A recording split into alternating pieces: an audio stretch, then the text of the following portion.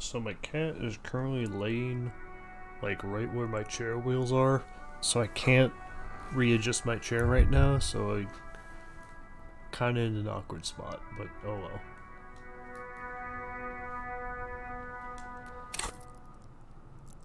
Okay, so I do have a level up if I like to use it.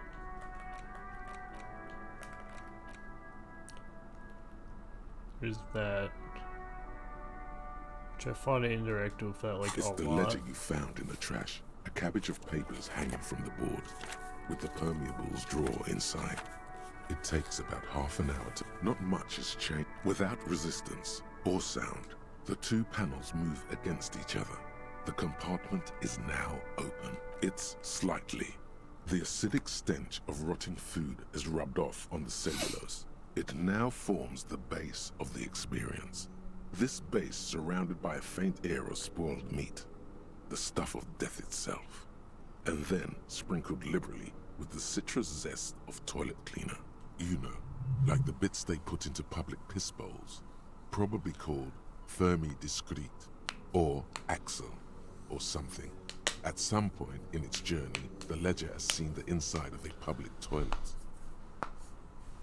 Which toilet would that be? Remember when I said the smell of the upstairs bathroom was so rank, they should have sent a poet to describe it?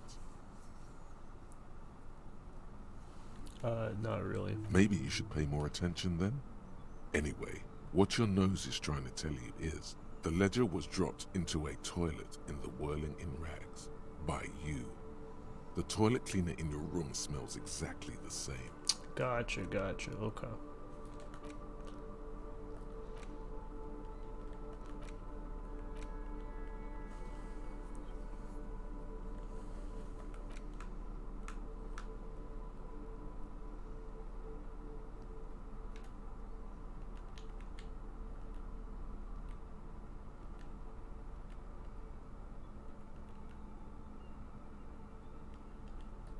The face of King Fleece. Okay. Alright, so let's take a look at the map.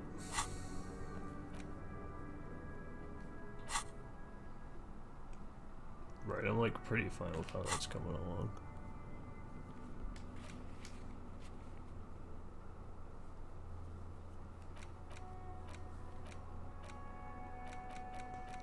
Alright, so I have like a million things I could potentially do. Challenging, impossible, challenging.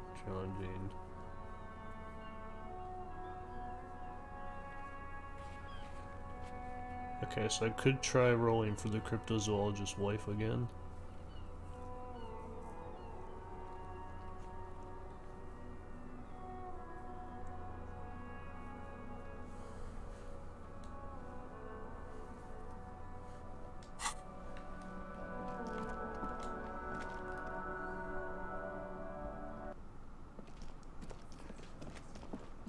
Yo. Oh, hello, dear. I didn't notice you at first.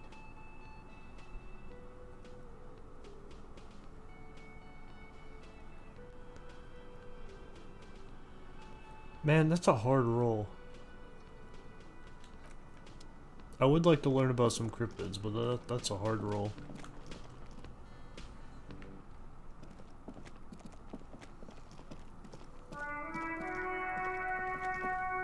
Well, in the meantime, hey Kuno. Fuck does Kuno care?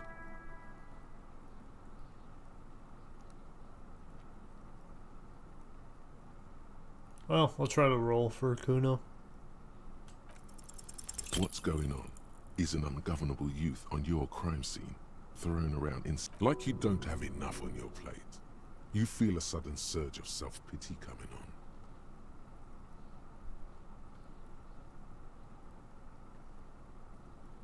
Fuck no! What are you? Fucking mentally handicapped? Kuno, they've almost made you a snitch now. Ease off, see? Kuno always takes the bullet over the hammer. He'd rather die than work with the justice system. That's fair. Kuno doesn't fucking care. Yeah, that's fair, Kuno. I get it. You have a good one, mate. I'll be back around Dragon Vinci later.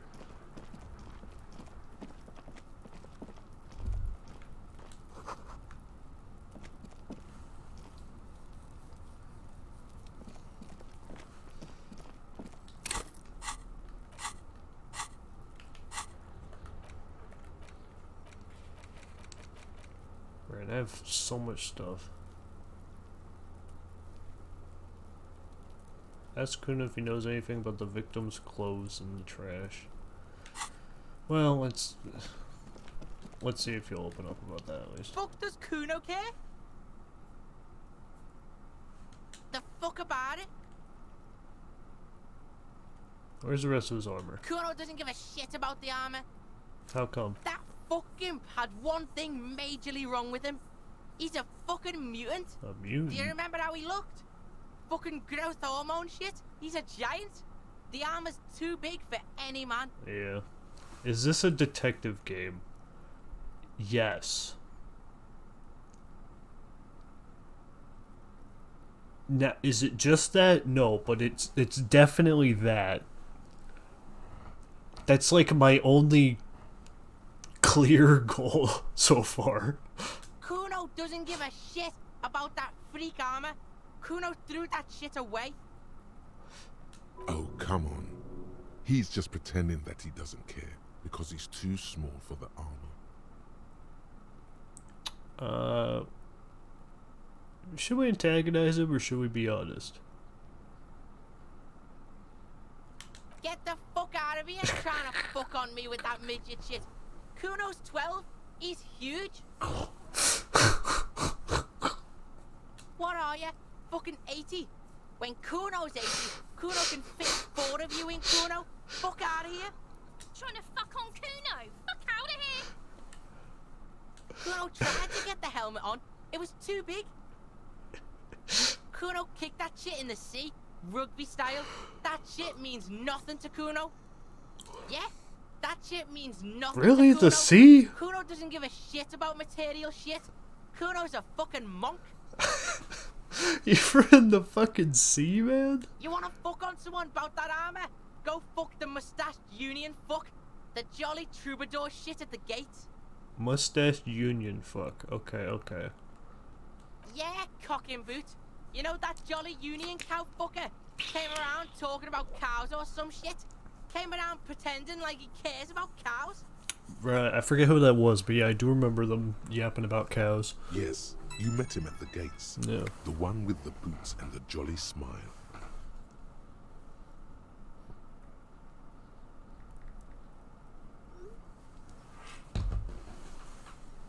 Manana?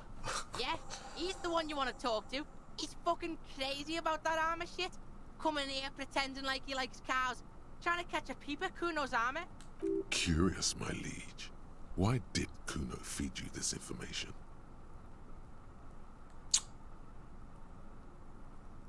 This would elicit a funnier reaction. Yeah, Kuno's doing charity today. Kuno Day. Kuno Day? feels sorry for you two loser pigs. Kuno's doing pity now. Well, thank you, Kuno. Still, seems suspicious. He may have it in for that guy. Or you may be paranoid. That is also a possibility, sire. Sorry, best part about it. Yeah, well, like, I wasn't sure if we were gonna stream tonight, and I played a bit of mahjong. I was like, all right, you know what? I'll load this up, and Kuno has made it worth it. Fuck are you talking about? What is this contusion shit? Oh, we got like the injuries to the body. He says you're stupid, Kuno. They want to make you stupid again. No. A contusion is a bruise. I'm talking about the marks or stones left on the body. I hate words too. Oh, did Kuno make your shit sniffing harder? Obstruction of shit sniffing? Yeah. This is Kuno's kingdom. Kuno fucking rules here. Yeah, I'll be back at CN 2.5. It just kind of really annoyed me, so I didn't want to jump right back into it. But you know, in like an hour I could load it up. Who knows? This just sounded You hear good. The lieutenant hum. Okay. You're testing Kuno's patience here. Get lost. Oh hey, thanks for the info, Kuno. Kuno doesn't fucking care. Thanks for the info, Kuno. Good looking out. Appreciate that. Alright, so... I need to ask Banana about the armor.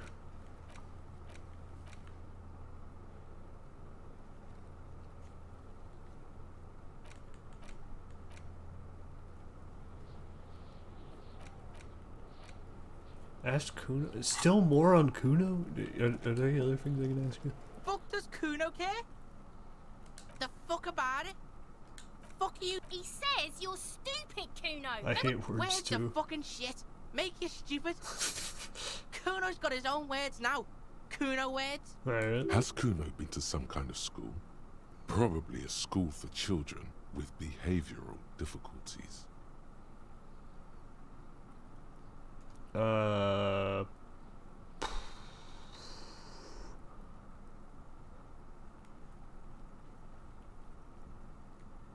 he's not gonna like that, but I might still say it anyways. Watch out, Kuno. He's trying to relate to you. Kuno doesn't give a shit about your handicap. Get a wheelchair or something. Kuno doesn't care. My fucking goat. Fuck you. He says you're stupid, Kuno. They want to make you stupid again. The buck-toothed gremlin. Let's... Your test. Get lost. Kuno. Alright.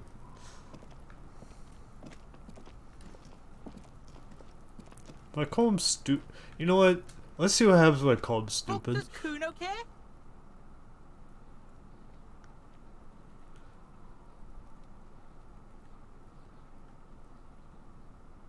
The fuck about it? Fuck. He says you.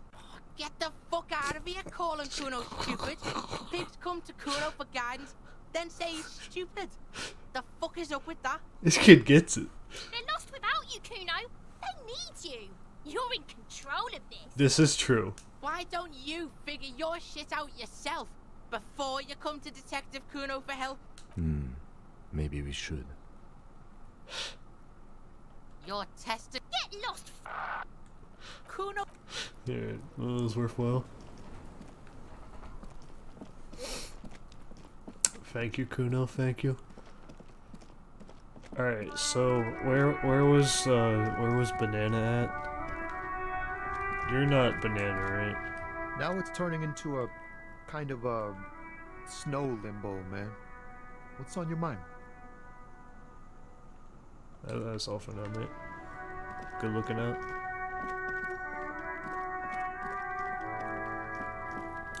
You're just racist, right? Looking for something? Oh right, I found the mug. Oh man, that's great. Look at that guy go. Haven't seen anything that funny in a while. God damn. Thanks for that, but no, it's not mine. He doesn't live in Martinez. Gotcha, okay. Well, at least you enjoyed the mug. Hey, are you Banana? Right to work! Right to work! Shame on you! You're not Banana. Yeah, Kuno is the smartest one around here. So, how'd you like our harbor? You've been in there, he means. Talked to the boss man too, probably. Labor Utopia. It's but a rest area on the path leading across open plains. Right. You talk to the boss, eye to eye, like men of the plain. If you have any more questions, I'm set to talk. You got a key? A key, huh? What door is this key supposed to open? You said belonged to a weasel. I was hoping you could tell me. I don't know, some whistleblowers, I think.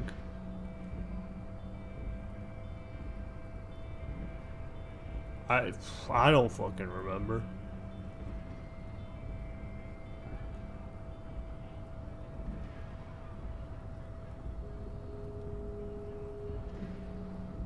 Of course, I got you. You don't know anything. I got that key right here. And let me tell you, it's mighty good of you to help us out during the strike. Working class solidarity, as they say. Alright, great. I don't know where that is, but great.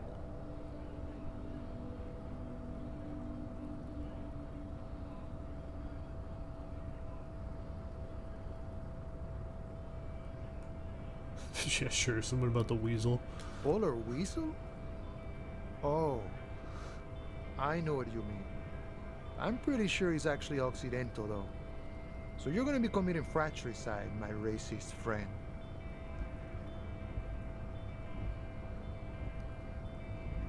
I'm gonna be honest. I can't really parse either of those two paragraphs. Both what I said and what he said.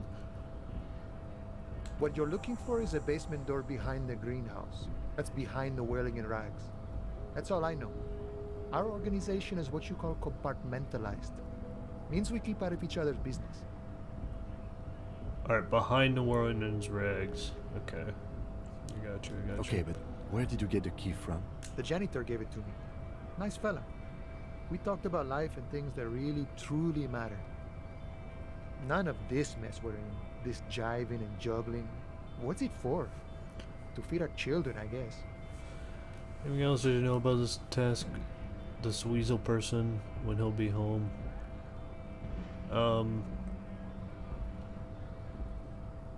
That sounds kind of leading. And he already called me racist, so I think I should drop the weasel act. I'm more of a philosophical dock worker, see. I like to talk about the big picture stuff. Who I am, who you are, what we are fighting for. He means he's not going to tell you, cause he doesn't know. But he will shoot his mouth off with you now that you're working for Everard. Who he is, and what they're fighting for. This is interesting. Ask him about the Hardy Boys. Yeah, what you got on them? Los Ardis? They're an independent militant group. A bit too high-strung, but it comes with the responsibility. They're sort of like you. Preserve the rule of law and all that. Except it's Everard's law. But really, they're just like you. Alright. We're negotiating our share. Aye.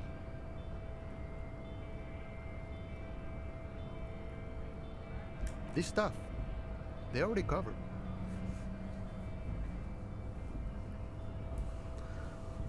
Bro, you're yapping so loud, and I ask one question and you zip it.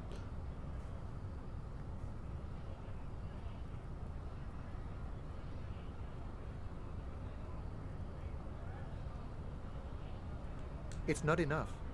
Not enough to get ahead. More about keeping us in our place. All of it. However, right now we want all the harbor workers to be on the company's board, so they could take part in the decision-making process. Okay, so you want it to be worker-owned. Okay, I got you.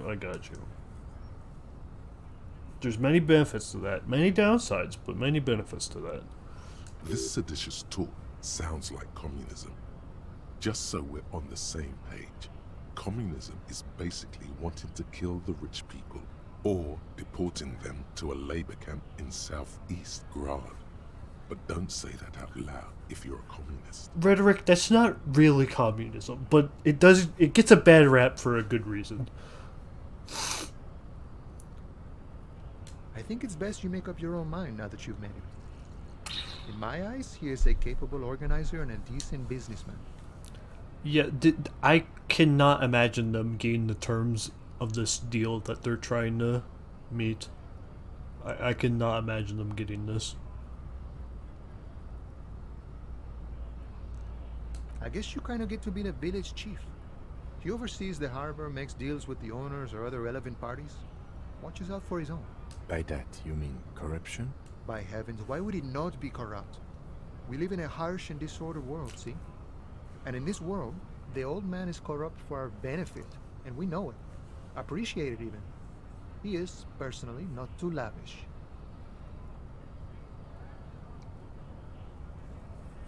I don't remember his desk. I don't remember it being like out of the ordinary or anything. It looked like a regular desk. Okay, he's reasonably lavish, sure. That's his prerogative. It's not like you want a saintly demeanor on a corrupt motherfucker.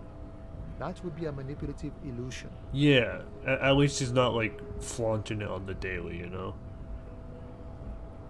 Besides, there are no non-corrupt systems in the world anyway. And moralism is the most corrupt of them all. You keep busting out buzzwords. I don't know what a moralism is.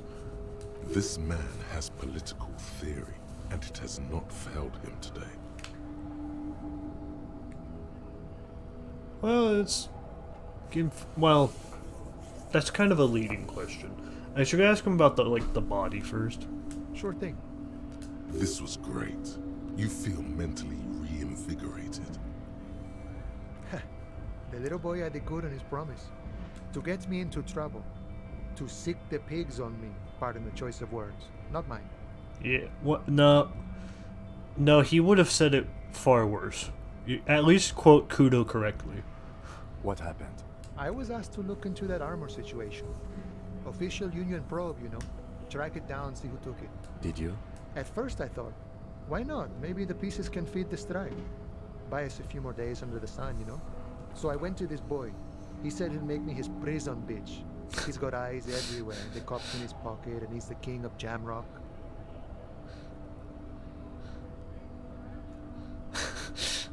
Serves me right for doing menial footwork.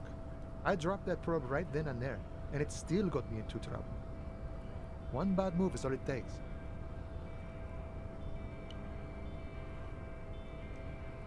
It's a minor nuisance. It's all good. He thinks, not yet. Better to get this business out of the way. Sweeter then. No. Quoting Kudo is net positive. I learned that people don't want to talk to a drunk Union man about some armor. What else? Not much. Technical stuff mostly. That was the interesting part. I did some research into this armadura. Let's say I have friends at the library. I didn't get into the material science, just how it comes off. How does it come off? In parts. 4 in total. The helmet was the first to go. The kid says he tore it off and kicked it into the sea. Yeah. I believe him. The boots were still on the guy last I saw. Too hard to remove. So, as I count, there are 2 parts missing. The gauntlets and the cuirass. This is where I left off. Too much hassle. More like a job for some militia.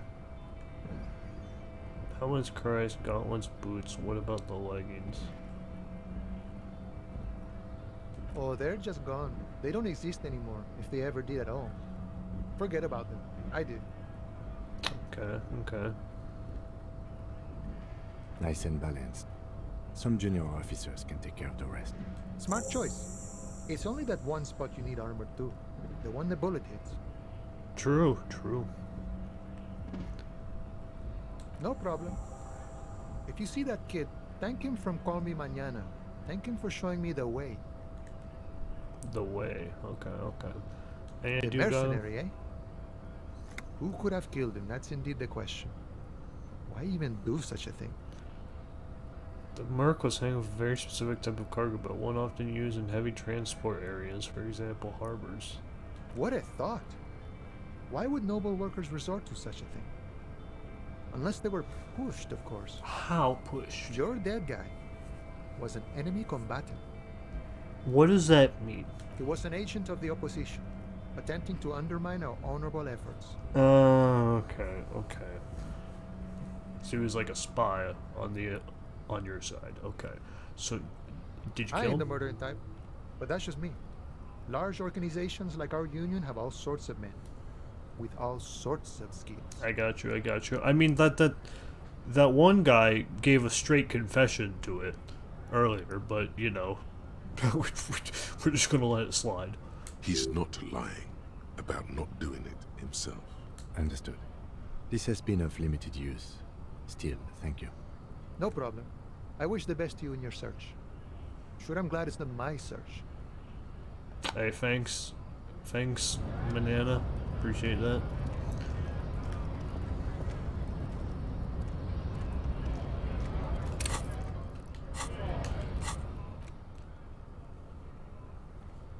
Alright, find and locate one piece of armor. Kuno lied to me. Alright, hold on. Kuno!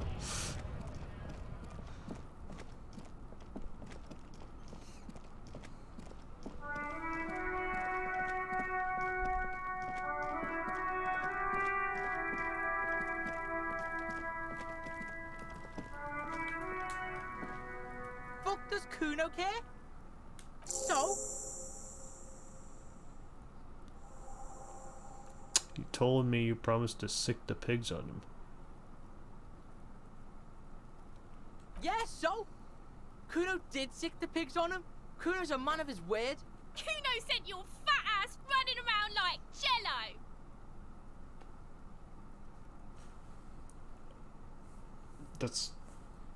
That's not how Jello works. Look, pig. Kuno sent you to rough some people up. Kuno played you. That happened. Now you and Kuno should move on. You got fucked. You got fucked, pig. Fucked bad.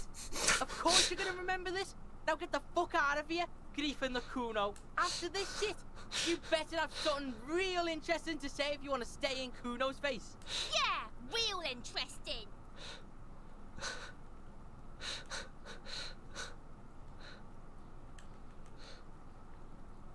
Okay.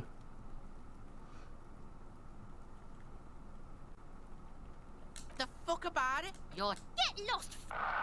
Kuno. Alright. Alright, good looking out, Kuno.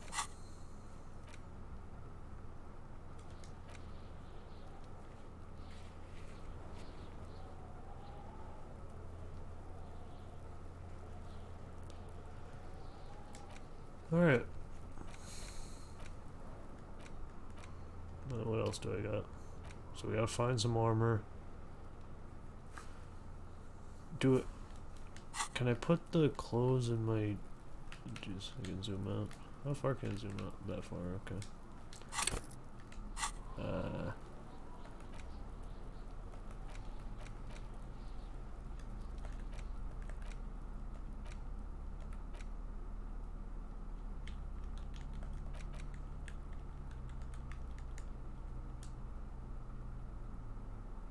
Okay, I got a bunch of keys. So maybe I can open something back here with my key. Potentially.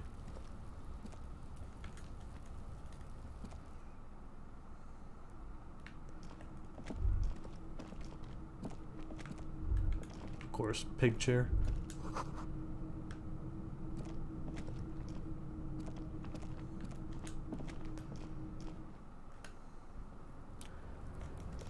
I honestly don't... Like, if you asked me to say what this game is about, I couldn't really tell you. But it's definitely, like, enthralling.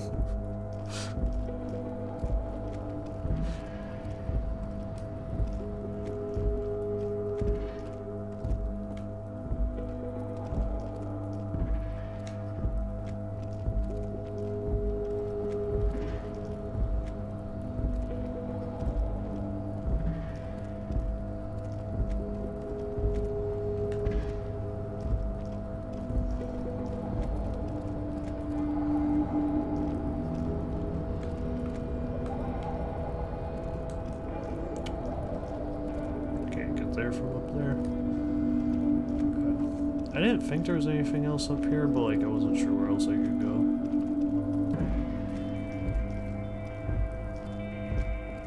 Okay, so that's...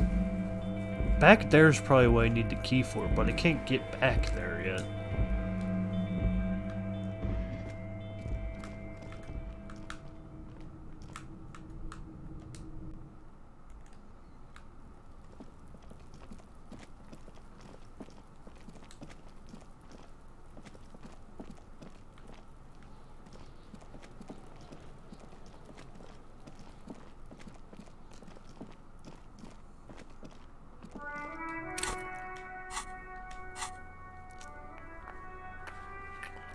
Can't do that. Let's close until the next day.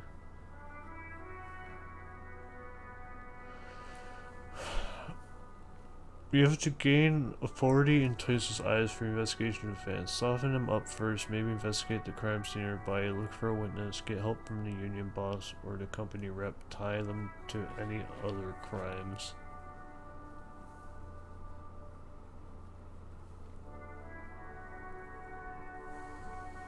Okay, wait, and where's Titus?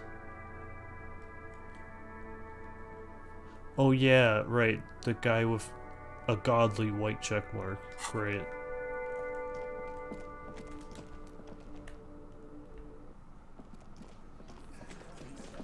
Hey Titus, can I talk to you about anything? Looks like the circus left town, but the clowns are still here. Hello. Again, just get the dead guy's autograph, since you're his biggest fan. I mean, I've had interviews with him. Good one, Titus.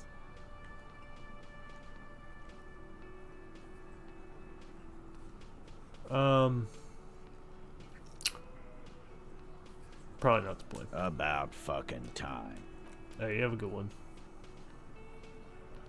No, white is multiple chances. But the thing is, if I roll and it misses, I have to spend skill and level up skills to have another chance. So it's like annoying.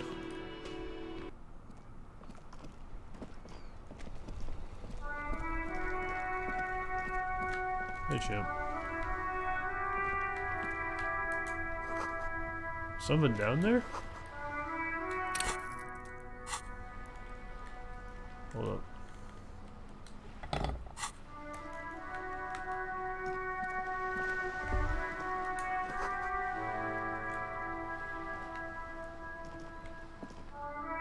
Potato cellar.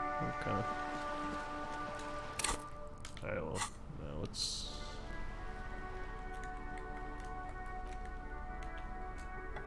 put that away.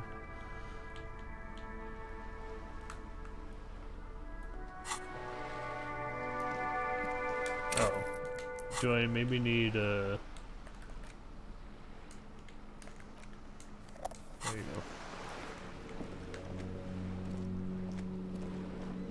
go. Okay. You don't want to look in the vent, fine.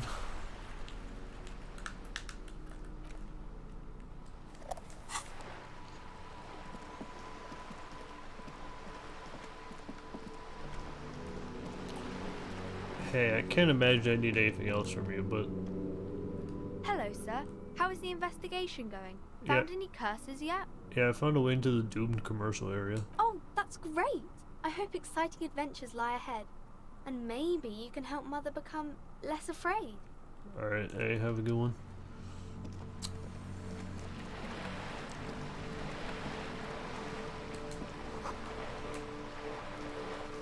This coin-operated viewer is facing south. The instruction manual says to insert 25 centimes and pull the handle while looking inside. Then use the focus knob to zoom in if necessary. Why place a tourist attraction in the middle of such poverty? There was a revitalization project in 49. A design studio tried restoring Martinez to its pre-war glory. It didn't stick. Yeah.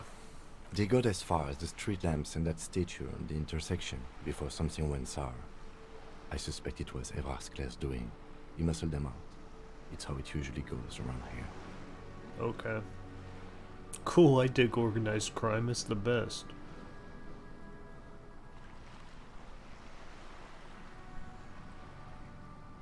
The lieutenant adjusts his collar. It's frisky outside. Your money disappears into the coin slot. A clunk, the ring of metal. The curtains on the display open. You lean in to catch the view. It's blurry, different blues and greens. In the middle of the shimmer stands a drab grey shape, like a ghost. The lenses shift. The ghost sharpens into an islet in the bay. In the ruins, a man-made structure is visible, a half-sunken sea fort. Its concrete almost reconquered by nature. It looks as if it was abandoned quite some time ago. You're not even gonna Nothing but a let me rotten see tooth it? remains of the anti-aircraft tower. A lonely birch tree grows out of it. Really? I don't have the eyesight to make it out.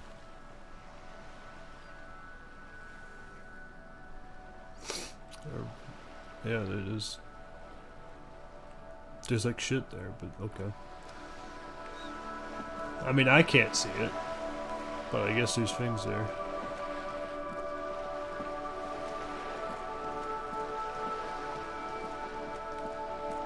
Bird. Hey, Toho.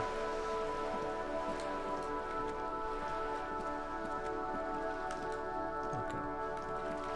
If you're gonna do that and go all the way around to see that boat, then I'll just walk around myself.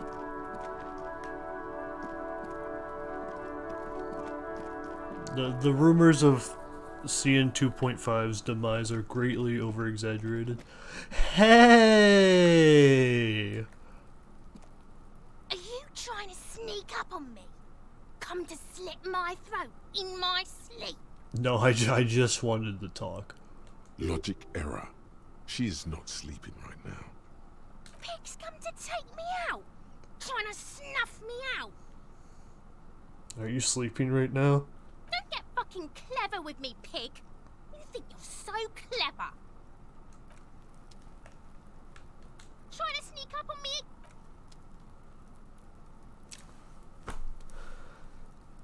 Man. I mean, she is not here to talk.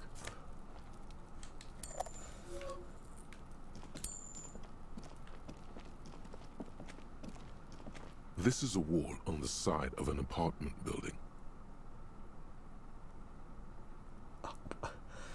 Bro, with conceptualization level 5, it's a 3% roll? Fucking hell.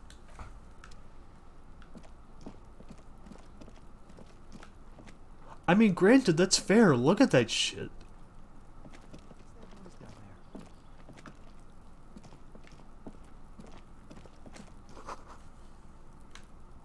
Hey, person! Hey, I'll be over there. First I gotta, like, go down here. This must be it. The basement door is weather-worn. The copper nails holding the upholstery in place have turned green from sea air, and there's a knocker shaped like a lion's head. Oh, I'm just gonna You try go to in. be as silent as you can. It takes a bit of rattling of the handle to loosen the bolt. Finally, the door unlocks with a small clack. Thoughts race through your head. The sound of the key turning still echoes in the yard. Hopefully no one heard. There's nothing else to do than to leave and tell Everard. No conceivable reason for you to intrude on the premises. As you hold the open door, you can feel the air moving. A little draft, a whistle. It's amazing they make 3 paragraphs about opening a door.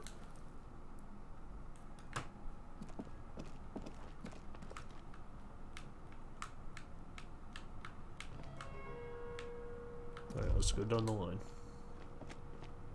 A row of mugs sits on the shelf. Each one depicts a human figure.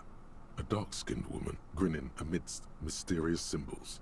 A broad-shouldered man shoveling potatoes, and others. A little ring. Though cheerful, the images on the ceramic make you vaguely uncomfortable. There's something disdainful in the way the curves and lines of the bodies were drawn. It looks like the artist is celebrating diversity, but underneath, he's just making fun of these people. Cynical, slippery bastard.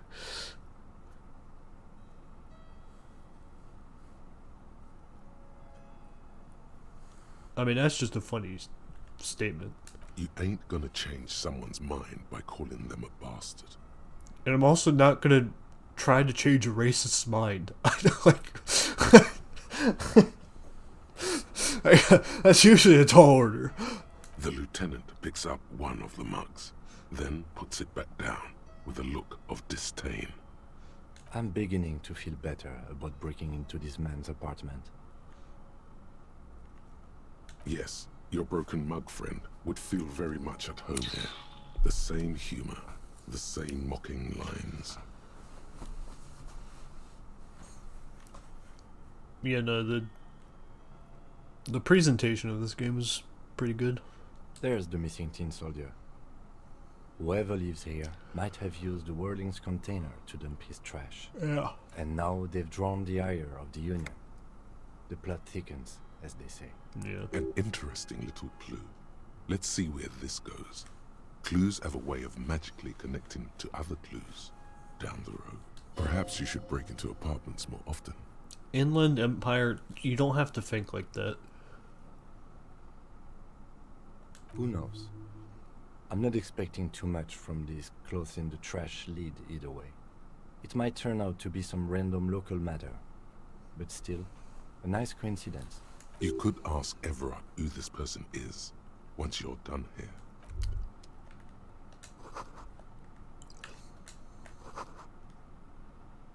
Admires fair-haired fantasy heroes with big muscles.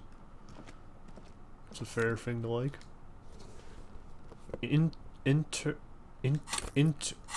Hold on.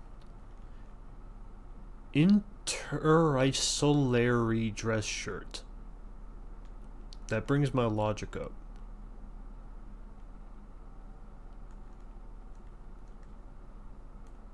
Okay, how high is my logic compared to my conceptualization?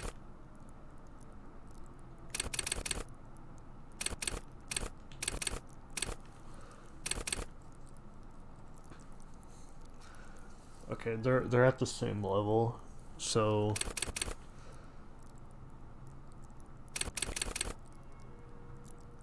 I have -1 authority? Fucking hell. I got no damn authority. Why do I have so little authority? Is it like this shit?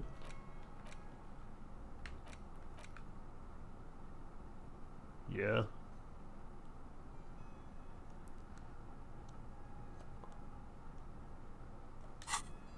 Kuno's gonna run circles on me even if I have authority. Like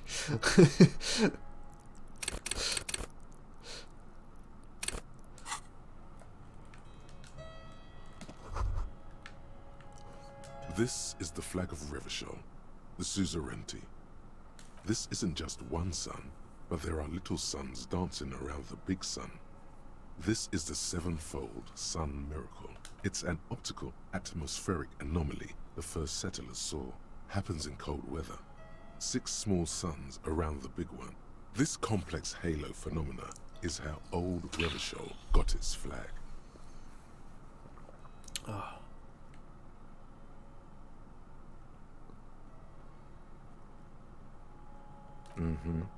The tenant is an old-fashioned guy.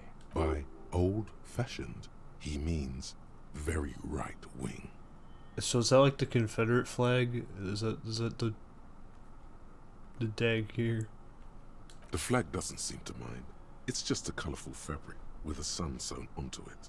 Like all feudal flags, it looks like a children's drawing. Why would a flag give a shit?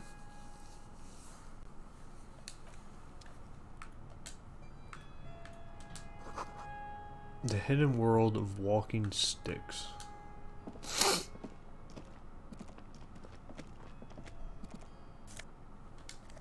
I'll take his drugs, thank you.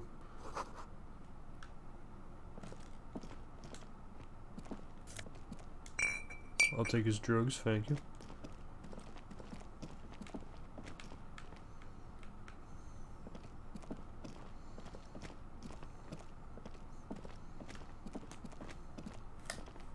A row of mugs sits. Oh, got some interesting lore. They're probably racist. What else is new? Like, everyone's fucking racist.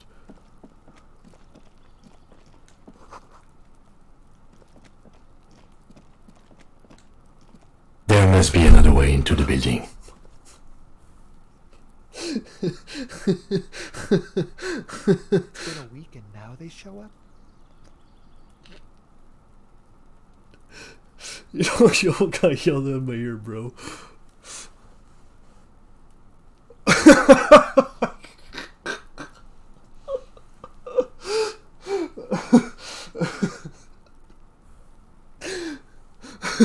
Get involved in this.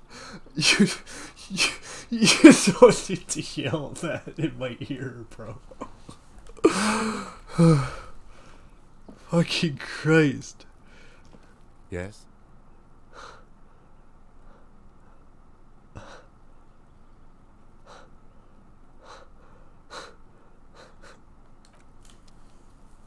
Why did you yell in my ear?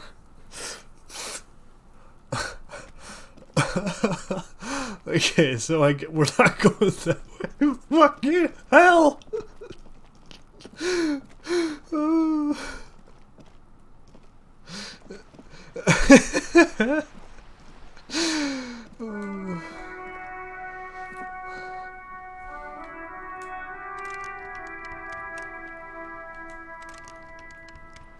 Yeah, that's not opening.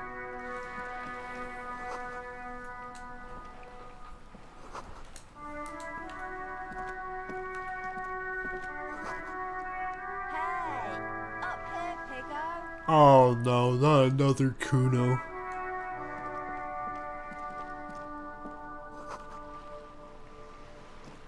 That is a lot of spilled paint.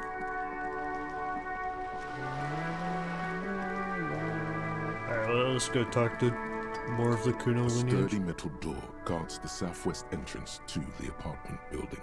The door rattles against your knuckles. The door rattles again. But this time, you hear an elderly woman's voice calling out from inside. Stop banging on the door! I'm not letting any more strangers inside. Doesn't matter who I am. Now go on, get out of here. That's fair.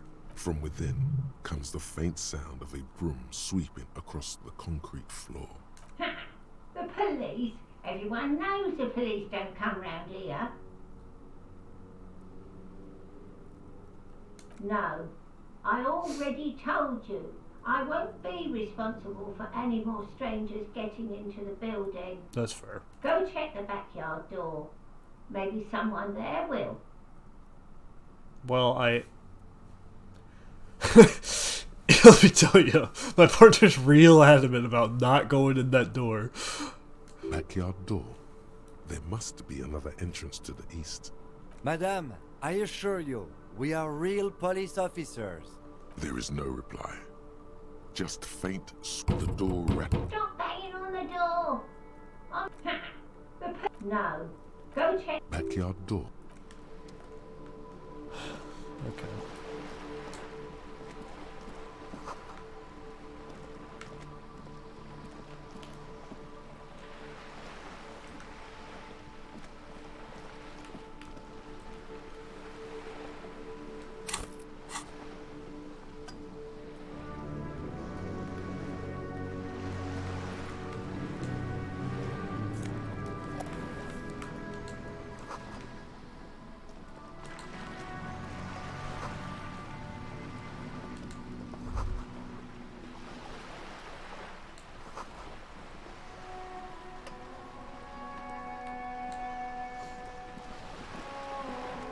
A striking woman leans against the cabin top of her sailing boat, smiling as you approach. Her green raincoat glistens with droplets. A silk scarf is tied around her throat. Hey, you know Kuno? Good afternoon, officers. I'm Joyce. Joyce L. Messier. I represent the board of Wild Pines, the owners of the harbour. You gentlemen must be from the RCM.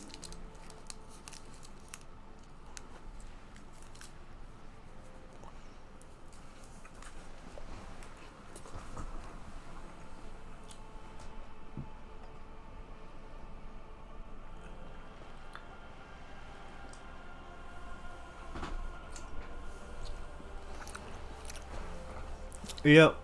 Well, who's polite, right?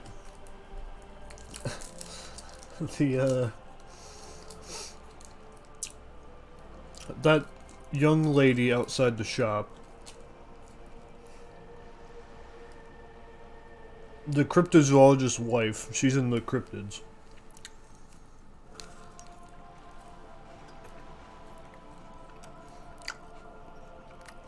And also, the guy who runs the world in rags, he's not like super nice, but I kind of get it, like why he's mad. Like, very justified anger. I'm glad to see you here.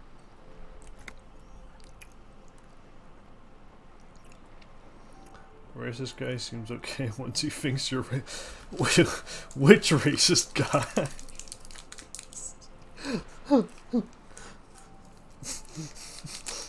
There's a few of those. Like steel, there is strength there. If she wanted, she could sink her nails deep into your skin. Oh, I would not throw that guy under the like nice guy category. I was dispatched to handle But he a did like strike, the mug. not a lynching. Anything I can do to assist the RCM in this matter, I will, gladly. That is good to hear, madame. My colleague will take the lead on this interview. I should let you know that he is recovering from an unusual medical episode. Very unusual. But I can assure you of his ultimate competency.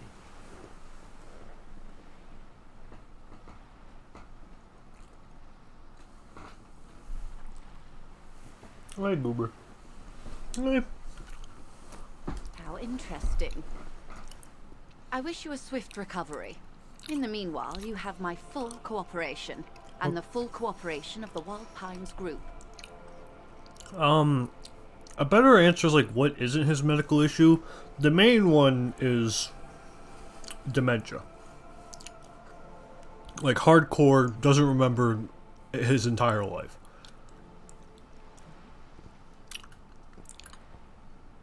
But every so often he finds a little tidbit or smells something that reminds him of his wife that left him, and then he like wants to kill himself. None of that is exaggerated in any way, I would like to point out. What we do. I'm afraid I don't speak for Wild Pines as a whole. It's a giant undertaking. No. No. There's a... What are the 2 meters? Okay, so above the, like, bottom left, there's, like, the red and the blue. One of those is, like, sanity. And the other one's like health, and if you choose like a wrong dialogue option, he'll get upset, and his like his will to live goes down. it's really unfortunate. There was a touch of discomfort there. She wants to merely represent. So then you have to pop some drugs to keep him from, you know, going under.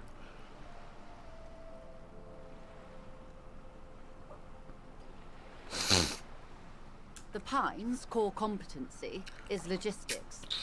Container shipping, freight, that sort of thing. See those airships there, blinking? Those are the shipping side of things.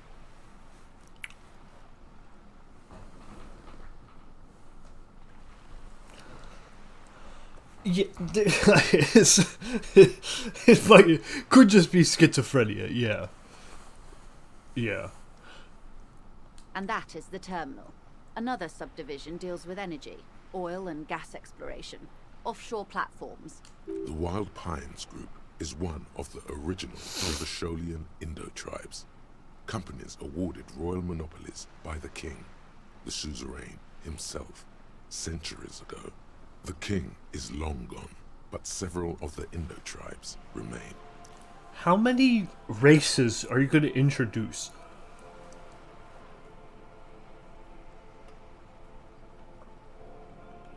Saint-Baptiste, Elysium, an unknown entity known as Brightest Star. Why, thank you. I didn't register real meaning of remark. How much money does Wild Pines have? That's a really stupid question. I'm not at liberty to discuss the company balance sheet, but I can tell you that last year, the company booked more than 20 billion real in revenue. That's a lot of real. But if it's like, if real is like comparative to dong, then it could be not that much, honestly. 20 billion is a large number, but the conglomerate employs 72,000 people. They all need to be paid. Then there are capital improvements, interest payments. This is Germany, right? This is Revachol. A conglomerate the size of the Wild Pines is like a shark. If it stops moving, it will die. Then what becomes of those 72,000 families? It's a tremendous responsibility. They started as an exploration and cargo fleet conducting trade between the Samaran and Insulindian Isolas 250 years ago, when pine ships explored the South Seminoes and charted Lomantang on behalf of the suzerain. Low man Fang? Centuries of care, deliberation, and madness have gone into this endeavor. Vessels pass through the great unrest to re-emerge with apricots in tow. The logic of the system is totalizing. It's taken everything from its employees to build it.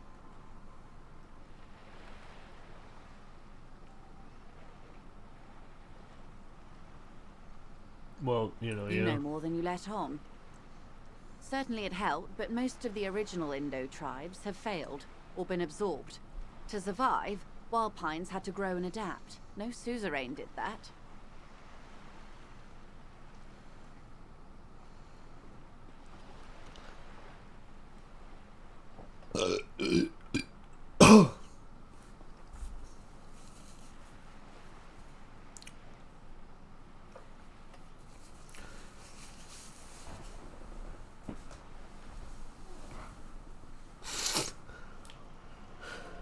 You mean aside from being the terminal's legal owners, who are responsible for moving 8% of the world's cargo?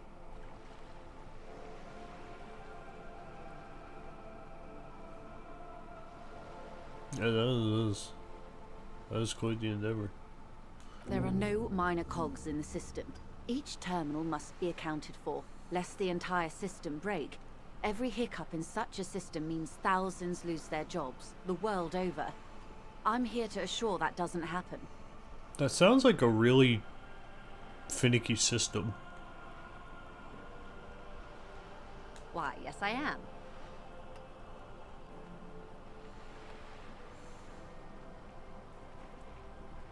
The boat? No. It is called Cordelati 19 because that's the type of sloop it is. It's a pleasure craft, a 19 pacer. It also happens to be rated for Category 1 racing, though these days I mainly use it for business. My sloop? I like it a lot. It's the eel's hips, baby. So you have enough money to own a boat? You're either paying off the debt on it, or like you have too much money. I'm enjoying this part of the interview. It has so little to do with the murder we're investigating. Of course there are. We're on an archipelago. How else are you supposed to get around? Yes, we are. We are on Le Caillou. Caillou? Technically, the neighboring Ozone and Fas Alamer island groups are archipelagos, while La Caillou, by contrast, is a single fertile landmass, the fourth largest island in the world. It is not an archipelago. Okay, if you want to get technical. The point is, we're all on islands here, and sail is still the most expedient way to get from one island to another, especially when you're in a hurry to resolve a strike. I haven't seen anyone else drive a souped-up Capri Kenema motor carriage either. Actually, that motor carriage has been specially issued to serve as a patrol and pursuit vehicle. It's for crossing long distances in the greater Ravachol industrial harbor. It's not a toy. That's my goat, Kim Kitsuragi. Neither is this. A toy, I mean. It's a machine for crossing long distances in the Bay of Revachol, between the city and the islands. You need to make this lady admit she's only riding around on this boat because she's rich. I mean, I don't need to admit that. Get her to admit that. Like, the scene speaks for itself, I'd say. Why what? Stop thinking. Take her down.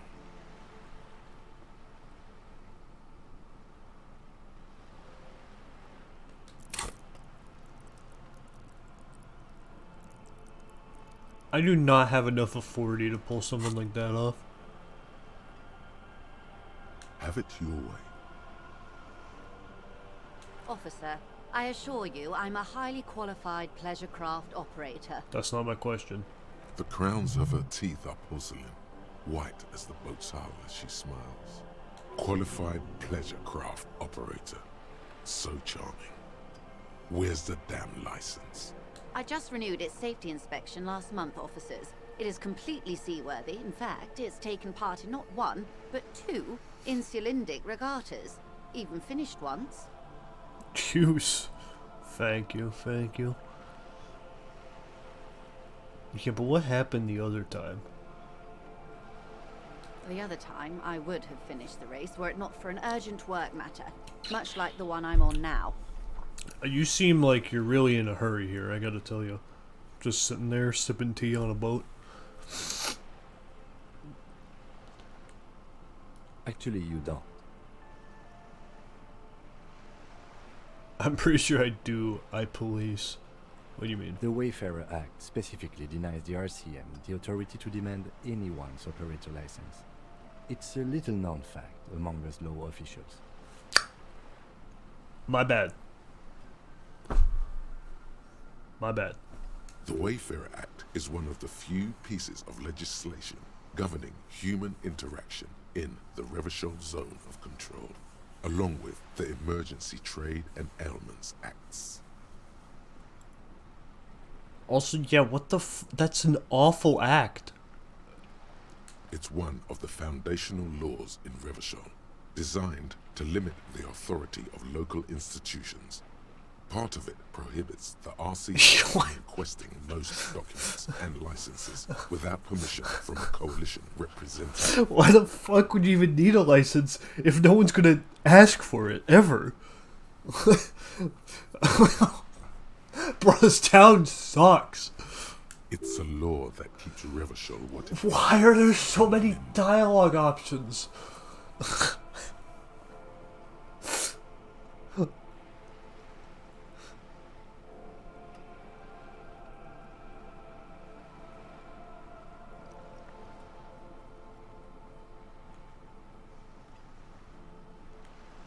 I was just being polite. Even school children know the Wayfarer Act. Yeah, pull someone over, license and registration? Nope. Wayfarer Act.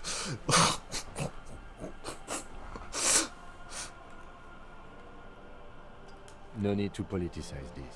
You may still ask for the lady's passport. But you could ask for the passport? Of course. The woman is silent, smiling while the waves lap against the hull. In your hand, under the plastic, a light blue passport saying, Republic of Vespa. The coat of arms has a lion and an ostrich. Seagent. I don't know what a Seagent is. The Republic of Vespa, formerly the Republic of Vespa Messina, was once a dual kingdom. An amicable parting of ways produced two constitutional monarchies. Vespa, the richer of the two, is an occidental nation known for its proximity to the Pale and its exotic financial derivatives. Yeah, hold on. Good looking out. Why are you talking about that? I got like a new thing. So I have that.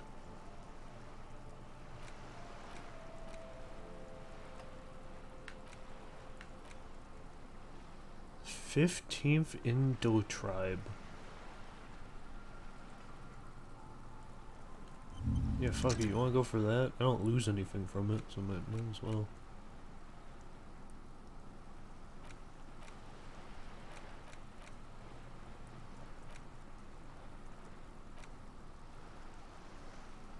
But if I'm doing that, I can't.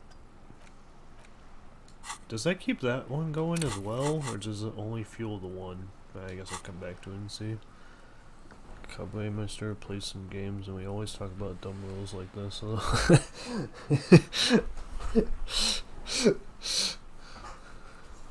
If they're a cop, this would definitely be something. There's gonna be definitely be something to mention their way. It is a stable country, And yet, there has always been something ominous about its perfect stability. Though this game is It's a place at the pretty edge popular. of the Burundi Isola, overlooking the Obisunt Isles, fracturing into the great unrest of the Pale. The woman, born in the year 3 in the commune of Revachol, smiles at you, face adorned with frown lines and crow's feet. The photo is recent. The name reads, Rejoice Leighton Messier. Yes, but please don't call me that. Joyce is much more efficient. Hey, that's fair. I ain't gonna push buttons on, you know, your dead name. My husband is. I have dual citizenship. A Vespertine is handier when traveling. Nice, good She looking out. nods and returns the plastic bag to her coat.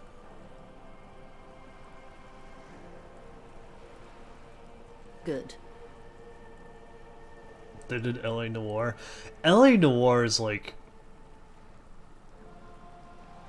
I mean, LA Noire is by Rockstar. I mean, it's just...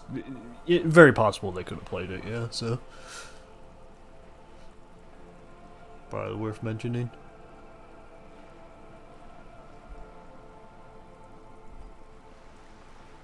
Everything. Right up to, but not including, trade secrets. I believe the official title is Senior Labor Negotiator. In practice, I'm a grocery clerk.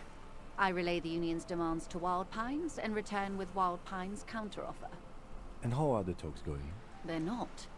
That's the problem. The union stopped all negotiations a week ago, after that awful lynching took place. Now they won't even let me into the harbor. There's a 2-meter-20 racist behemoth blocking the gates. Yeah, good old Measurehead. Yes, Jean-Luc Measurehead. Yeah, that guy's a problem. Let's say I was not making the kind of progress I'd hoped for when I first arrived. And when did you first arrive? I arrived 3 weeks ago. Yes, in the middle of February. The bay was still partially frozen then. I prefer to do these things on site, like the RCM. But the strike began in December. I wasn't the original negotiator here. I took over after Mr. Gaumont hit a wall with Mr. Clare, the union boss. Mr. Clare refused to speak with Gaumont despite concessions he'd granted the union in prior negotiations. This isn't the first time the union has gone on strike. Heavens no. There have been 2 prior strikes. Both times the union won significant concessions, including overtime pay and a medical plan. This time their demands are more, I guess you could say, aggressive. Ludicrous even. It's meant. Mr. Clare told him to... how did he put it? Fuck off, midget. Gaumont is short of stature, you see. We got another Kuno in our midst. Yes. Keep in mind, this is a negotiator Mr. Clare has worked with before, and who was more than fair with him and the union. There are leaflets everywhere, and banners. What did they say again? Oh yes, every worker, a member of the board. Most of the workers probably don't know what that means.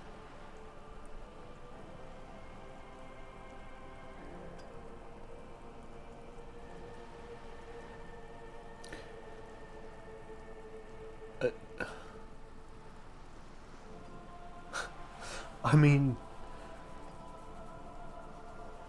I don't know the inner machinations of the dealings, so I'll just say I don't know how to feel. Fortunately, they explained it.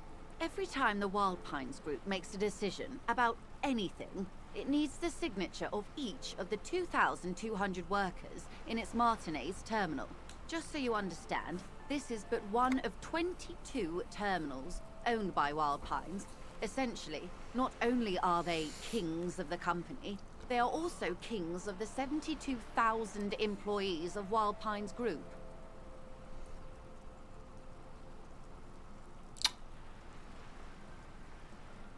Huh.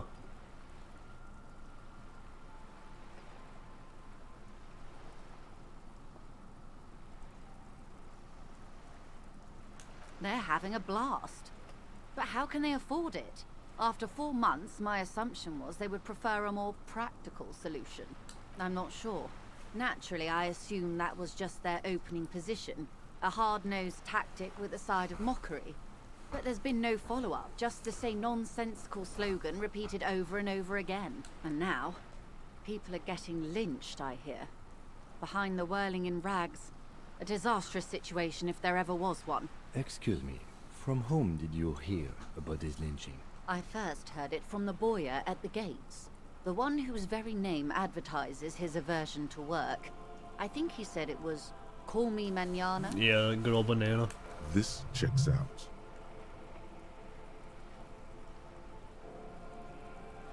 The scabs? You mean the huddled masses of Jamrock, come to plead for work where the Union refuses to? If they were organized by Wild Pines or its affiliates, then it would be a company secret. I could not share it with you. Not right now, at least. It's implied. She's open to discussing this matter with you at a later occasion. Everard Clare is a man of the utmost integrity. If you can say one thing about him, it's that he always puts the interests of the workers first. Of course not. Everard is fantastically corrupt. I imagine he has a thick, viscous goo where you and I have blood. I mean, I ain't gonna go to bat for that guy. He is the most corrupt individual I have ever seen, and I deal with men like him for a living. If there is anyone more venal, more irredeemably nepotistic, then it's his twin brother, Edgar. He has a twin brother? Yes, Edgar looks exactly like his brother, except for that lazy eye. He also talks exactly like Everard does, and when one's term as foreman is up, the other takes over. It's how they circumvent the term limits, you see, with a funny little switcheroo. While in office, they've embezzled God knows how much of their workers' dues. The Débardeurs Union was once a perfectly normal institution. 20 years ago, anyway. It must not have been easy to establish under the Emergency Act, but they did it. I can respect that. Organized labor at its best, as they say. Then something happened in the local chapter elections. The brothers Clare came and transformed it into a... how do you say? A mob. The Débardeurs are a crime syndicate. Sad as it may be, we are forced to cooperate with them. Classic mob. Refreshingly honest, officer. The company has tried appeasing in the past, but I'm afraid our concessions have only emboldened Everard and his brother. And your opinion, detective, if I may ask? I'm a curious and talkative person, you see. Would you say the Débardeurs Union is... Well, you called them a crime syndicate, so I'm not exactly on their side.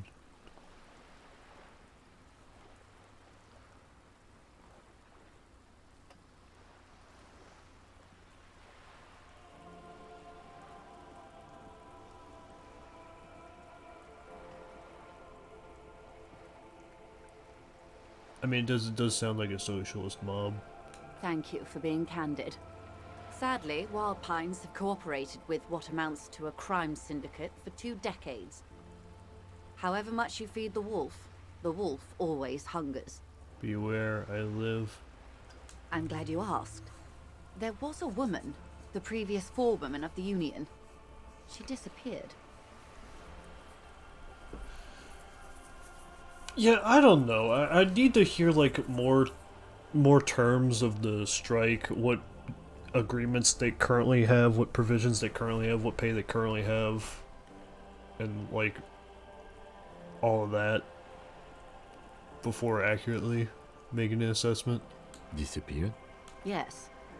On the last day of the local chapter elections, her daughter phoned in and said she wasn't running anymore, or coming to work. Ever. End of story. Like they're all yapping about like we can't feed our kids, and the thing is, that's probably true, but people yell that at like at the drop of a hat, you know, like just in general.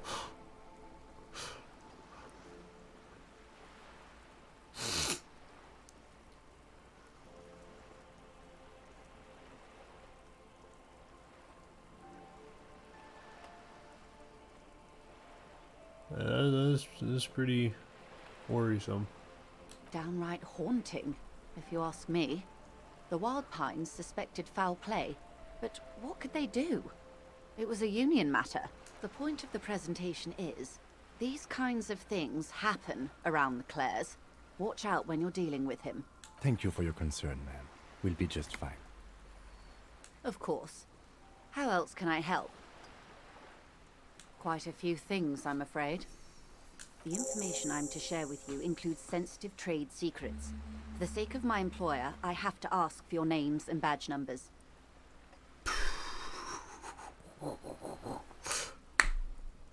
Of course, ma'am. We should have introduced ourselves. I am Lieutenant Kitsuragi from Precinct 57. And this is my colleague from Precinct 41, Detective Dubois. Oh, thank God. I'm afraid Harry doesn't have his badge at the moment. I hope mine will suffice. Oh, thank you, Kim. Thank you for sticking up for me. Oh yeah, another thing about this guy, he does not remember his name. And no one's like willing to tell him his name either. Oh, and what happened to yours, Detective? I see. So, are you saying you lost your badge during the course of this episode?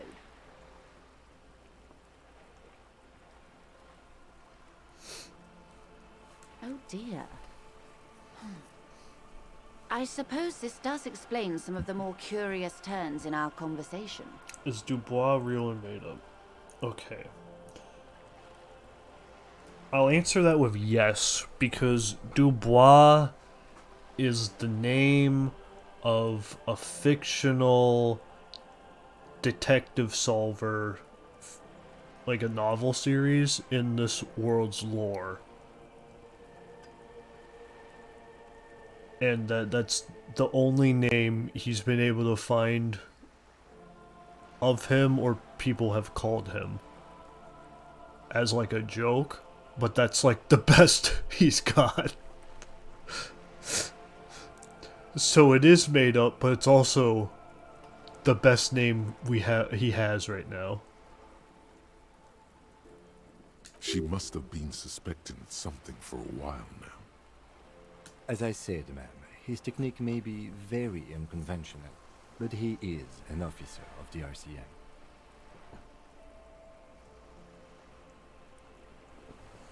Of course, I sympathize, but I'm afraid I simply can't share anything more until I've seen that badge. She's a professional negotiator. She should be open to some sort of mutually beneficial arrangement. Let's try to roll for that later. Of course. But before we do, officers, let me be perfectly clear. The situation is extremely volatile. The sooner we can speak about this lynching business, the better for all of us. You have? And how did you like Mr. Clare? Finally, time to choose sides. Alright, I didn't. He's a beautiful man. Everett Clare's a hero of the workers' movement. He's a bloated rainbow socialist. I can do business with him. For a socialist, he's reasonable. He is not the champion I have chosen. I wish to swear fealty to you and the cause of capital. It's not important if I liked him. I was doing my job.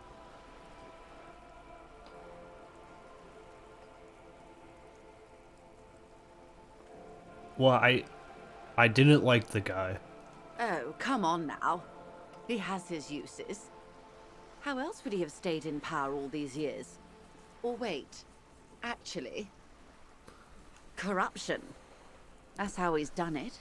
Fantastic, Worm-like corruption, reaching into the bowels of the earth. The position of my unusual colleague does not reflect official policy. I hope you understand. The RCM does not pick sides. Of course. And I don't expect you to share anything he told you with me. I'm not a corrupt Worm myself.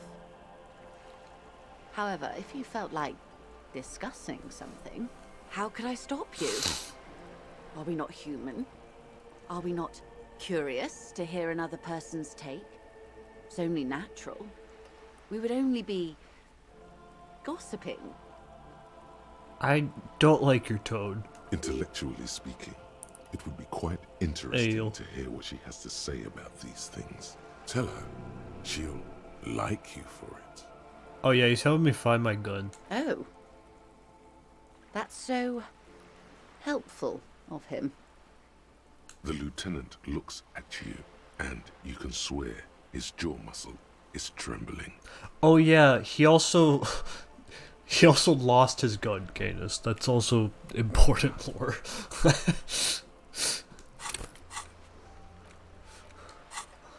He's able to contain the anger and surprise. Small detail. Medium-sized detail.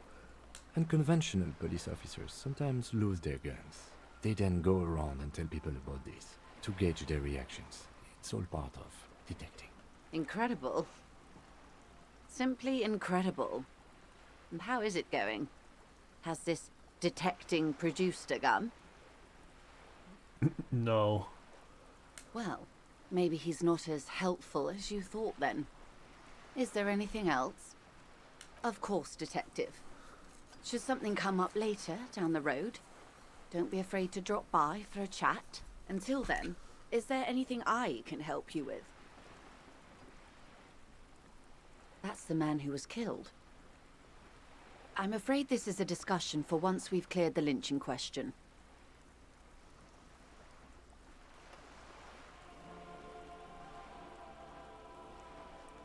Better not tie the forestay to the backstay on this. I hope there is something else I can help you with. What the fuck does that mean? That's the man who was better not tie the forestay to the backstay on this reality. Yes, reality is your side case. An experimental side case.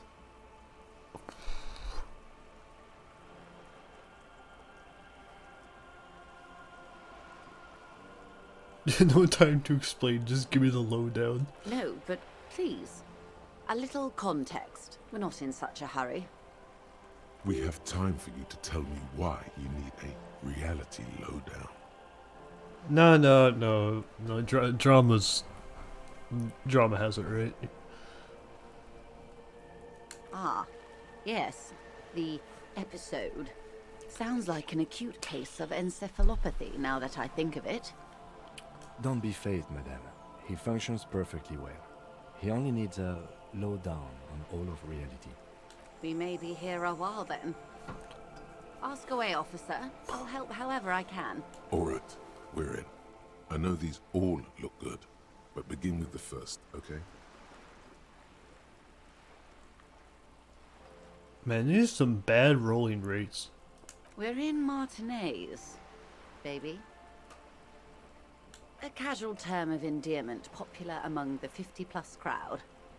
It's a disco holdover, pay it no heed. Aren't we all? She refers to your corresponding ages. Martinez is a district of Revachol. A very small district tucked away near the industrial harbour. North of the 881 and Jamrock. You would be excused for not knowing about it. Unimportant, they say.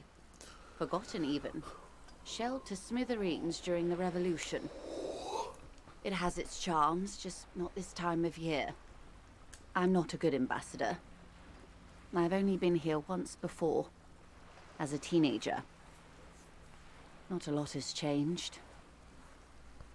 There are ruins, a terminal, fishing boats, reeds, boys with boxy shoulders. This place used to be a province. A workers' resort before the city swallowed it and the artillery did its work. The reeds are the real star of the show here now. The further down the coast, the wilder it gets. Good looking out. It's not really a sea, it's the Bay of Revachol. And the bay feeds into the ocean. Yes, we're on an island in an ocean. The world's largest body of water, the Insulindic. Known to the early Revacholians as Les Immensités Bleues, the blue immensities, vast, lukewarm and unknowable, flowing in and out of sight. Caillou, As you already Fucking know, Caillou. imagine a pebble. A smoothed over pebble amidst a great blue sea, misshapen, cracked. The cracks are the River Esperance. We're in the delta of this river, on the 6th branch, the Martinez distributary. That is quite an analogy. It is clear this pebble is of enormous value to her and to humanity at large. I would be happy to. What is a preposterously expensive education? We're in Martinez. Martinez, you would be excused. Revachol. Revachol is what you call a city. The great kind. As if it's self-explanatory. Beyond patriotism. A fact.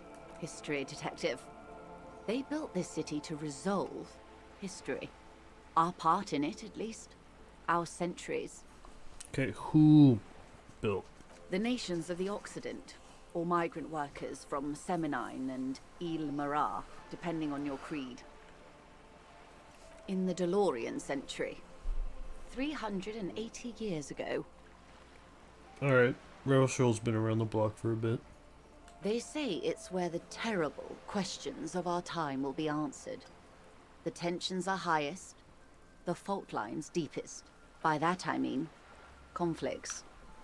Ideological conflicts. The stuff of men. We are standing on a fertile, self-sufficient island able to sustain up to 200 million people in the middle of the Insulindic Ocean, the world's connective tissue. It's where the money is.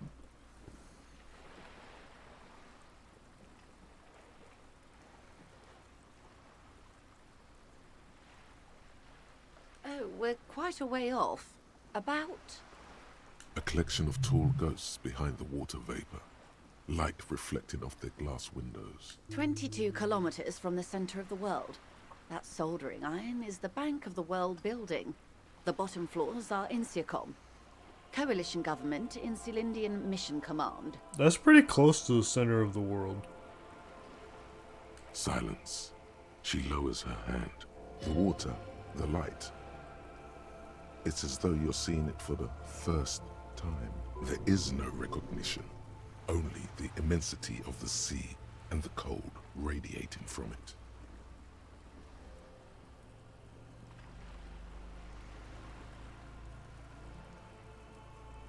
She observes your eyes scanning the horizon, then breaks the silence, slowly. Oh, I can do that at the same time as White Morning. Okay, cool. Derealization.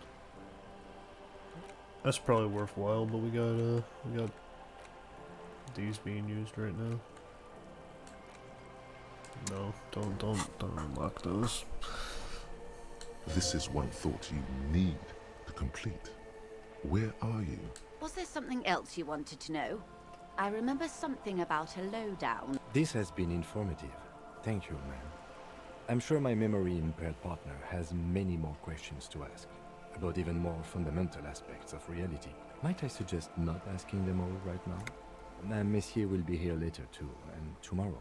Isn't that true, ma'am? Absolutely. My commitment here is long-term.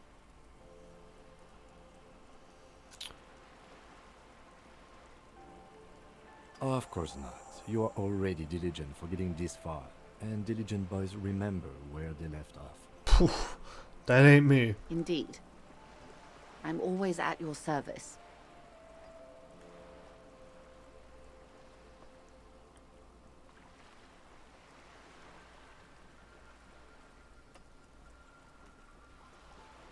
I mean,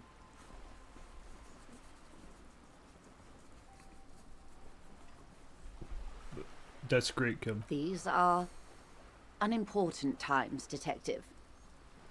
You and I were born after the dust had settled.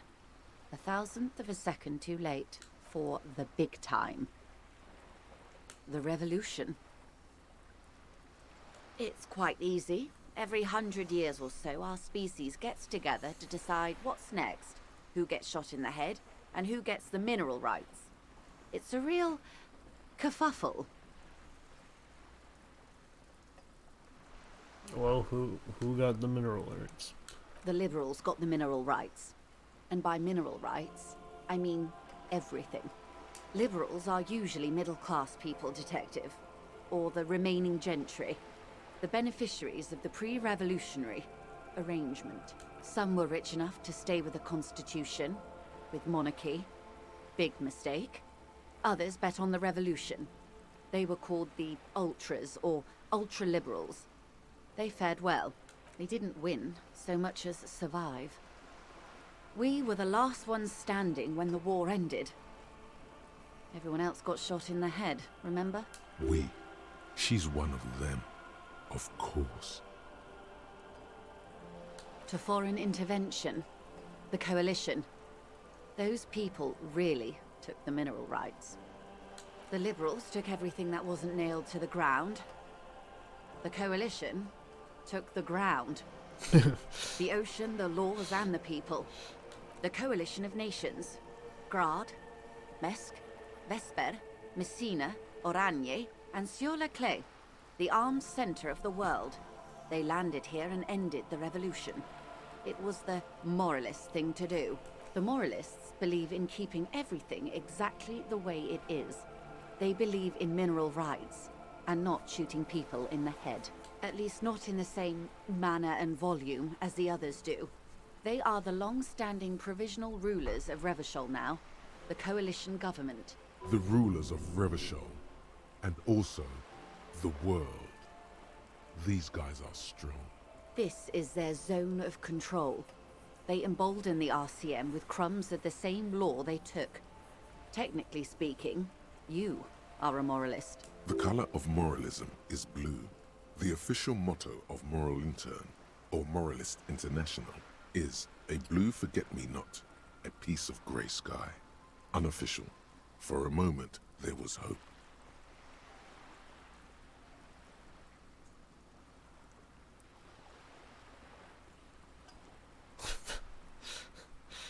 An almost endearingly moralist standpoint.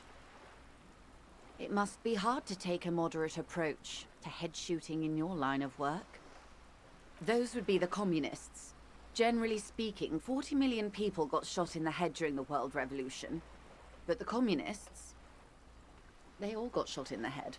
Oh, and the anarchists too. They shot them well. So well, one forgets they even existed. Did they ever?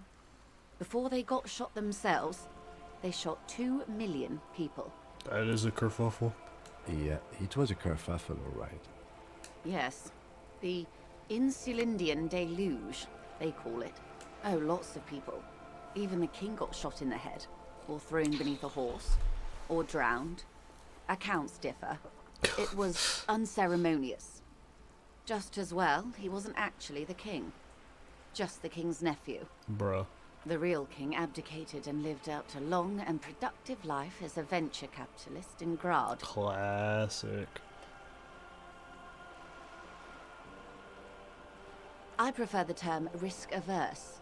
King Guillaume was nobody's fool. He could smell a PR disaster brewing, so he got out alive, and his nephew Fricelle got shot in his place. Him and tens of thousands of his wonderfully fascist kingsmen. It was a wild time. Why, of course. We're talking Duke out Central. Full swing intra-species warfare.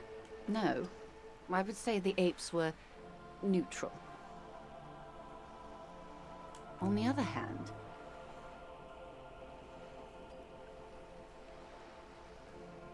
the turn of the century revolution? Don't answer it. It's a trick question. The revolution began in '02 on the Isla of Grad, though by the end, nearly the whole world had gotten involved. It wasn't a who, but a what. A pandemic of Zarat, a particularly virulent prion disease, which the authorities in Grad proved unable to contain. Then Marzolf came along and overthrew the government. It made people overthrow their governments. Indeed, Zarat is a highly infectious microorganism that destroyed brain tissue. The actual causes of the revolution were material. The pandemic only provided the spark. Wait, it's actually a disease? I thought you'd just be, like, racist. An actual disease for once?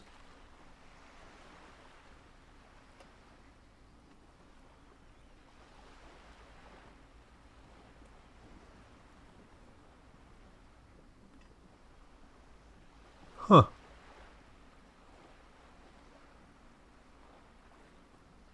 Okay. It was a funny time in history. They discovered transistors and rock music, but they didn't know anything about prions. Nobody did. From Revachol and Grad? Not far. The world managed to cauterize itself. Mazov's government was overthrown in '08, and the coalition crushed the Revachol commune 2 years later. It was the end. Why? You and I, officer. Our lives in the zone of control. Something tells you her life and yours are not that similar. Maybe it's because she has a boat and you have that necktie? A city-state divided into free market zones under the everlasting interregnum of the Coalition of Nations. And you, of course, the Citizens' Militia. The Zone of Control is the third incarnation of Revachol, after the failure of the Suzerain and the Commune. Modernity. They developed the marvels of the inter-eastlery communication, telematic milieus, radiation, colored plastics. Meanwhile, in Revachol West, the aftermath continues for the 5th decade. 51 minus 8 equals 43. Time flies. The 20s saw a decade of urban war, west of the river leveled, offshore platforms in flames. Still, it's regarded as an improvement on what came before. '08 to 19 was simply hell. The 30s? Things settled down in the 30s. Revachol East transformed itself into the world's largest tax haven, Ooh. with the international community's blessing. Yeah. For the first time in a long time, it seemed like things were going somewhere. Woo, tax havens. Yes, and quantitative easing. It was a market mirage, unfortunately. The 40s dispelled it. An Isla-wide hangover, you might say. So, here we are. Welcome to reality, baby. Boom. For her to be where she is, Wild Pines Group must have picked the right side.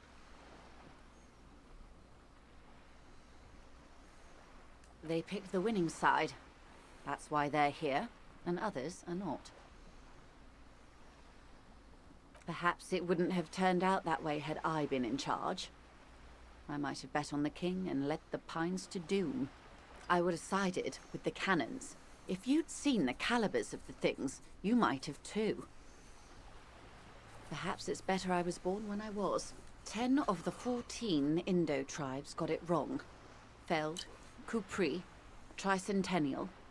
So I suppose I would have been in good company.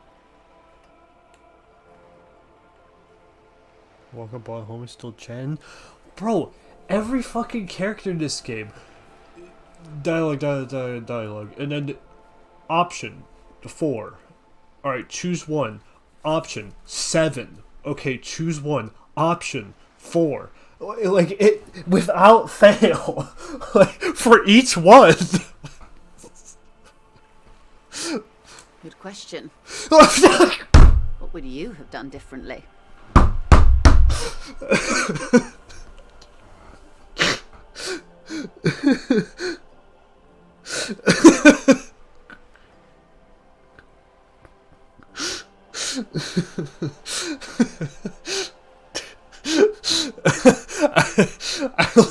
I love when exactly what I say happens. I'm not exaggerating at all.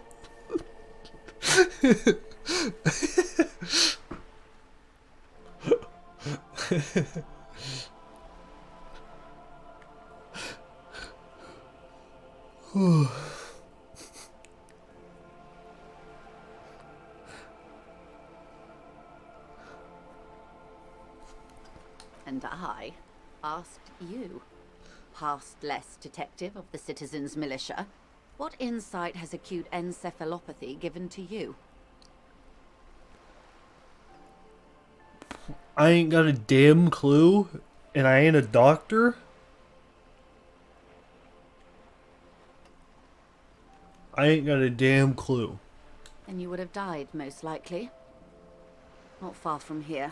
Yes. Maybe even right here, during the beachhead, defending the coast the day the Coalition took the city. Yes, it is shocking this guy is alive as we speak. So yeah, he most likely would be dead. Like, it's already shocking that he is alive now. The cold runs down your spine. She gestures toward the waters.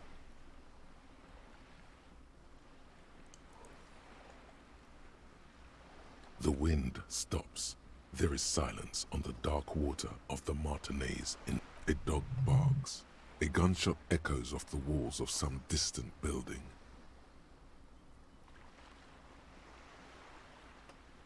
That's all you did for a night. Yeah, no, I remember, like last week I played this game for like an hour after something else I was playing. And I just looked at the ledger he got. I just inspected the ledger. And that took 50 minutes, over the course of which he learned about his past, then like passed out. I got sent to the like title screen, and then he woke up again. Like, you know.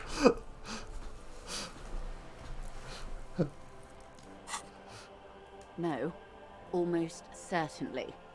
The commune would have forced you. Such was the fate of the undecided. They are what they are. Who knows?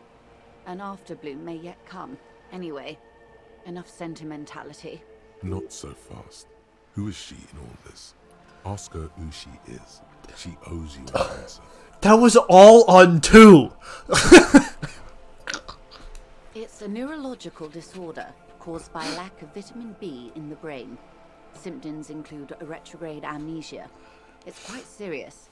You should get yourself checked out. Well, it's either bariatric surgery or long-term alcohol use. She nods slowly. What this boils down to is, this reality thing is stupid. Blow this joint, grab a bottle, and drain that shit right down. Electrochemistry, calm down. Yes, and lie about it too, to her. Drama, you're not helping here. I have somewhere to party right now. She stares at you, head tilted to the side, with a slightly concerned look on her face. She won't maneuver her way out of this one. I am the vilest of the vile. A traitor. A devourer of nations and infants. I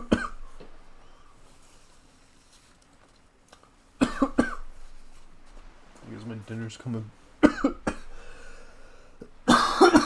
back up.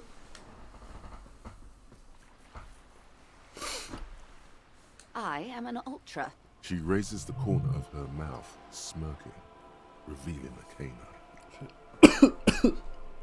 Slay was a game so ensure players actually used up time in game.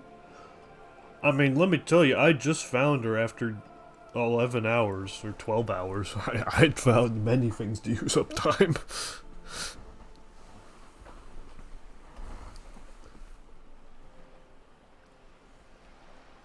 Dios mio, a liberal!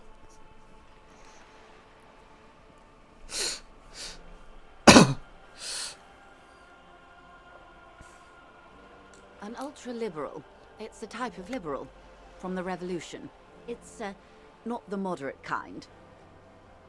Okay, but just straight question. The term ultra-liberal is super stupid sounding.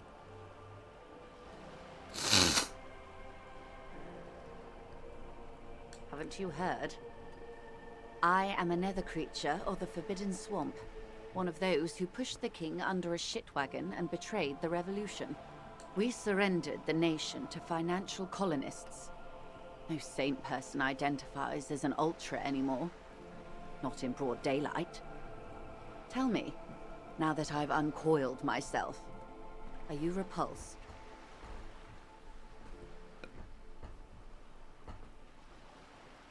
Believe me, it is whooshing over my head. In her green eyes, you see a mixture of truth and self-satire. Decades of guilt and pride. Like, I kind of don't have an opinion. A fitting punishment, to be forgotten, if not forgiven. Save a prayer for us in our chateaus on Azon and in Stella Maris. When the dust settled, the liberals were the only ones left to clean up the mess. By virtue of their survival, they were handed enormous power to shape the future. This was all our last generation managed. This is still the early game. Brother, if this is the early game, what's the mid game?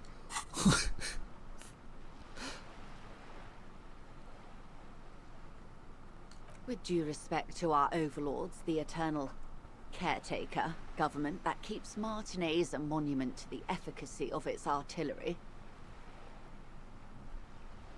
While a gentle wind sweeps the streets in the rebuilt east, light drizzle washing it clean, lights go up and motor carriages circulate the tracks.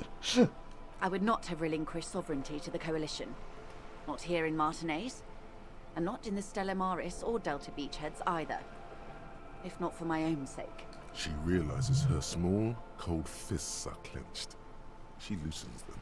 Then for my daughters. We had an obligation to defend our sovereignty.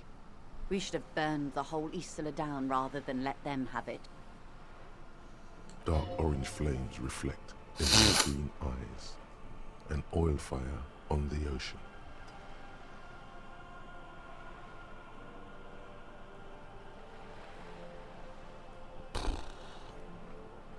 Yeah, sure. Perhaps. My intellectual vanity will be my undoing. You're no dummy yourself.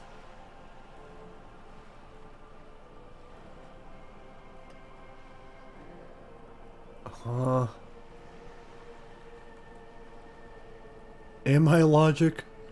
And the crown on your head as you lay in the casket. Yes, I suppose I am. But I wouldn't be a patriot anywhere but here. Seditious talk, man. Yes. Whatever else I am, I'm also a mother. And a wife.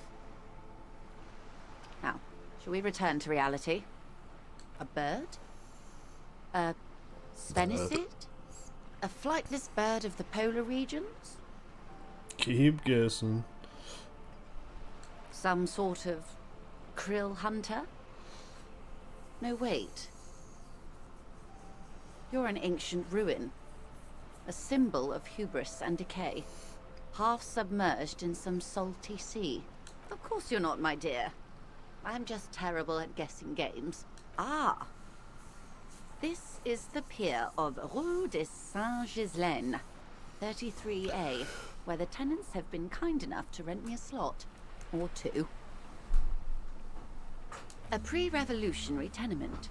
Old buildings are called tenements, you see. And new buildings, bâtiments. After, les bâtiments nouveaux. But 33A and 33B are not nouveaux. They're old. This one used to be 8 to 10 stories tall. A real high-rise by the standards of the last century. Built to mirror the skyscrapers across the bay in the Delta. That was before the war, of course. Mostly the urban middle class, I believe. This was once primo real estate, before the cannons lopped 4 or 5 stories off. Splat, splat.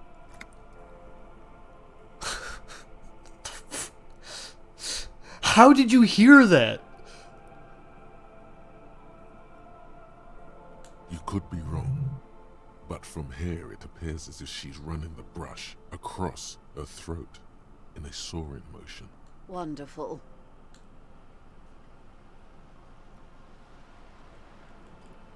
The girl in the old lady rags.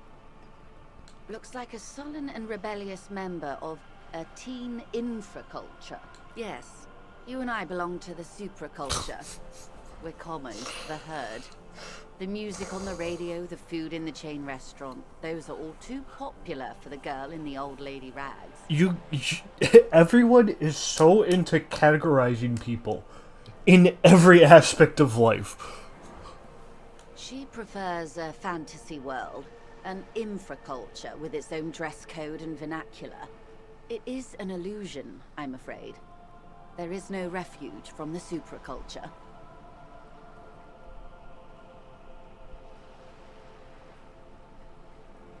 Young people who dye their hair funny colors and wear old people's clothes are stupid, and their little rebellion is self-defeating. I got you. All right. What next?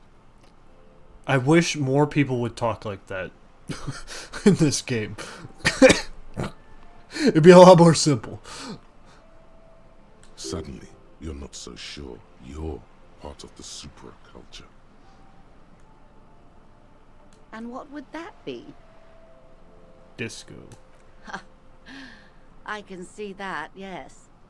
I dabbled in those dark arts myself, not so long ago. I assure you, it was a thoroughly supracultural phenomenon. All permeating. Downright mandatory. Nothing infra about disco, baby. Those days are long behind me. And even in the early 30s, I would say I was more of a new girl. Disco was a minor, but still enjoyable facet of the whole thing for me. The new. A cultural era. And the name of the decade it ravished, the 30s. It came out of post-revolutionary Revachol. It was ultra-liberal.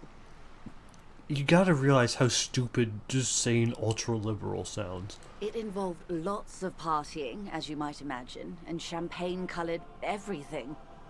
By the looks of it, that would have been when you came of age. Now.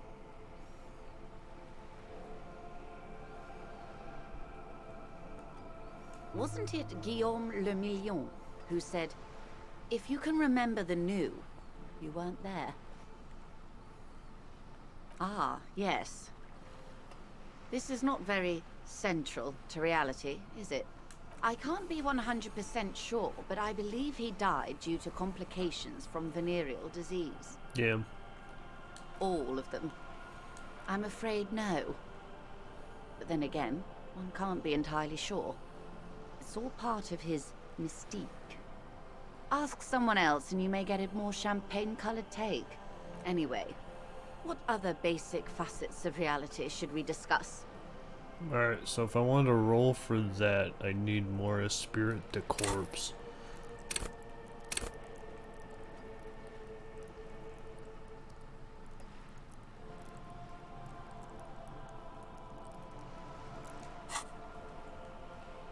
Glad to have been of assistance.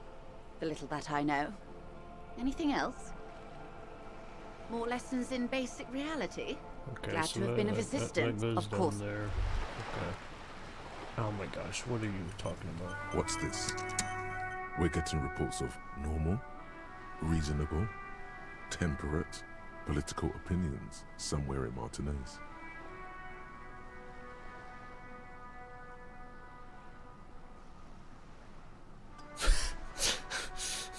It's also about that, but it's also more.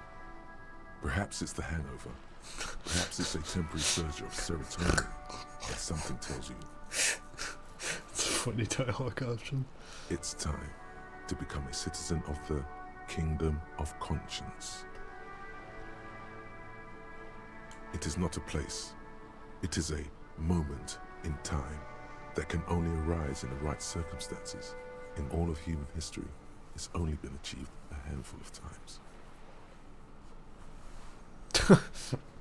Thank you, Cadus, thank you. That's a huge clear. Incrementally. We're not even done. I might go back and roll for a Spirit de Corps, but probably not right now. So I have 3 level ups But I have like other things I'd rather try to roll for. And I gotta see like what I can equip. Yawn. You'd get there faster with a little speed. History's greatest catastrophes have been brought about by people trying to make the world a better place. Too quickly. That's the genius of Dolores Day. She recognized that progress is meaningless if its gains are lost because of instability. Real, lasting change can only come about gradually, increment by increment. The kingdom is difficult to comprehend, and even more difficult to describe, partly because humanity will need to discard many of the categories that define and limit it today. The kingdom of conscience is post-capitalist, post-national. It's also post-industrial, post-ideological, and even post-sexual.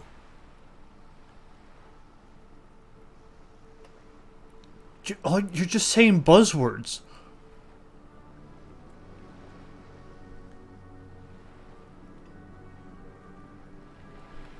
What you want is immaterial.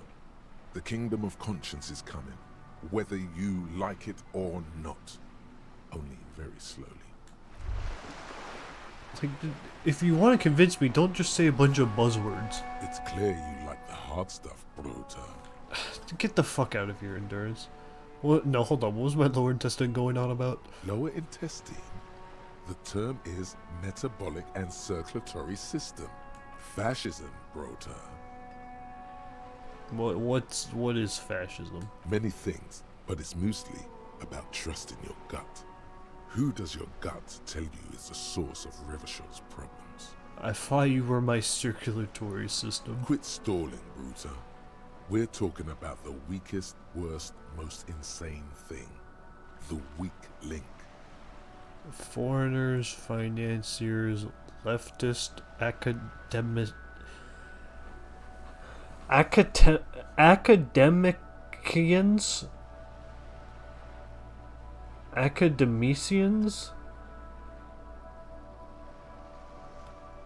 liberals. Okay, there's like ultra liberals, super liberals, and liberals, and I like don't know really what they even stand for. I've not even heard of the leftist academicians, financier. I haven't heard much about them, but and then there's just being racist.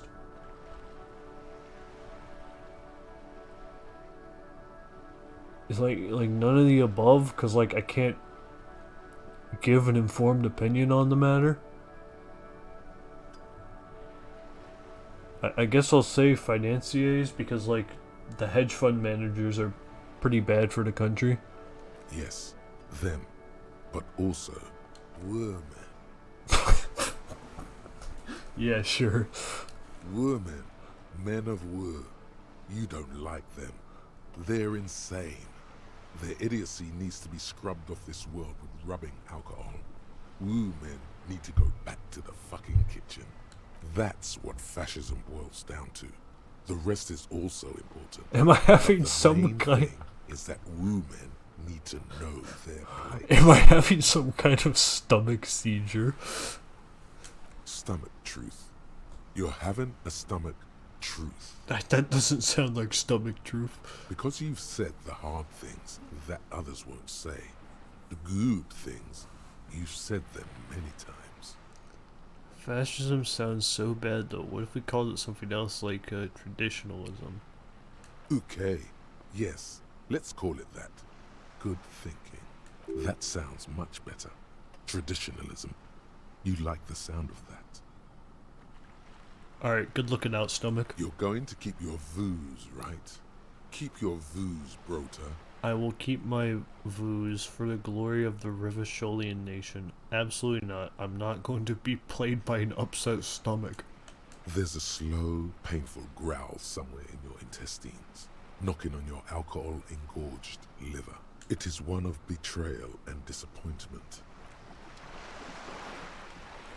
I'm sorry, sexist stomach, but I'm not on board.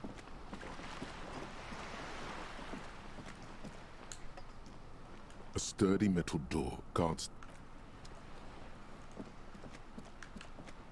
Oi, fucker. The streets will flow red once more. A great torrent rushing down Rue de Esperance. You wait and see.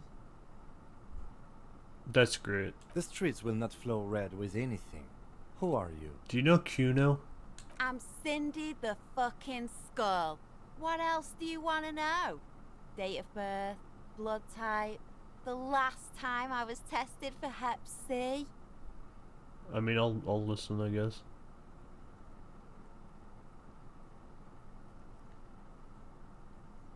Let's start with your blood type and go from there. Go where? Accosting a miner? Listen to your partner, pig man. Keep your grubby hooves off little old ladies. What?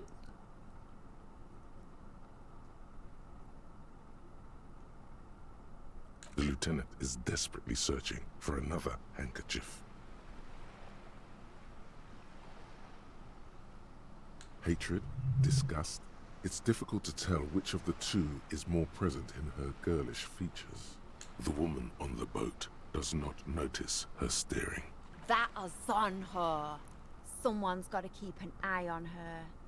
On a first name basis with her, are we? Piggy's moving up in the world. I mean, yeah, what's the reasoning? Have you got a crush on her? Aching for an opportunity to defend her honor? That doesn't answer my question. Can't you tell? I'm painting a beautiful mural, an aereo graffitio visible from low orbit. Like, here's... You know it's bad when Kuno is more, like, straightforward than you on answering questions. I haven't really started it yet. I'm waiting for the right words. Have you ever tried your hand at graffitio? When faced with a blank wall, most people write unimaginative stuff, like Pigs Go Home and Mono is Here. I've seen a lot of graffiti in my day. Really depends on where you are. We rarely see pigs round here, though. Just union cads. And my name's not Mona, so... This place is severely lacking in havoc. Not even the occasional trash can fire to break up the tedium. I mean, you could make that happen. I thought I'd mix it up, you know. Summon the forces of crime and social chaos with a wall-sized invitation. Yeah?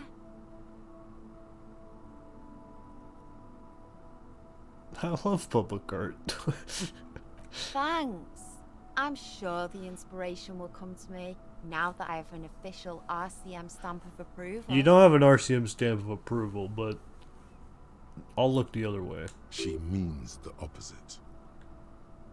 I ain't no snitch, pigstein. Go forth and forage in someone else's shit. No shortage of squealers in these parts. So is that a yes or a no? Actually, there is a shortage of people who talk to us in a normal, calm, informative manner. Kim is my fucking goat, dude. We weren't put on this earth to make your life pleasant, fucko. What do I care about some fucking tin eggshells? Ugh, alright, sad piggy. I'll give you this one. I saw a little girl in the fishing village running around with military-grade handwear. Looked cute as hell. Okay. If you haven't been there, the village is a shithole down the coast from the main plaza. Have a good time! No. That's all the snitching Cindy the Skull does for today. Actually, I don't even know why I told you what I just told you. I have a weakness for animals. It's the animal thing again. Damn it. Or a weakness for police officers, miss. Thank you either way. Yep. Thanks for your time. Watch your back, Ungulate. You've got eyes on you. Hey, thank you for the cooperation. Have a nice day.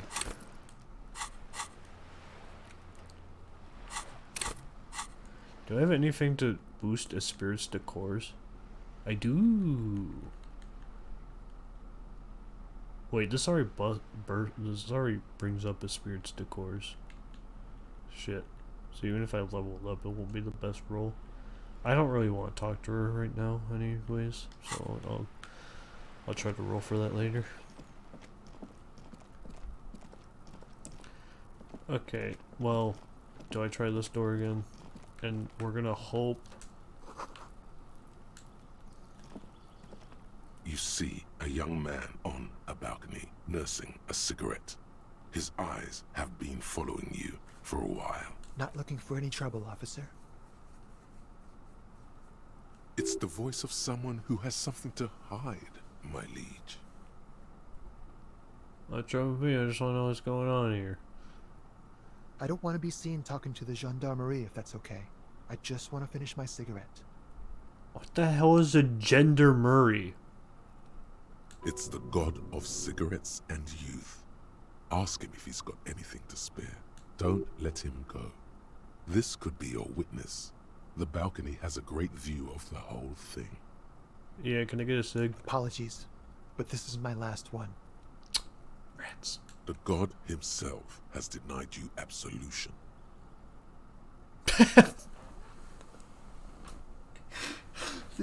Both of these are such horrible options. I'm not sure that's a good idea. As you wish. Is it really that important? Well, I kind of just need to get in there. Like a nervous cat, he keeps stealing looks at the neighboring windows. Alright, but make it quick. Once I finish this cigarette, I have to run. My name? My name is Martin Martinez. Martin Martinez. That's definitely not his real name. No, of course not. Could you please lower your voice?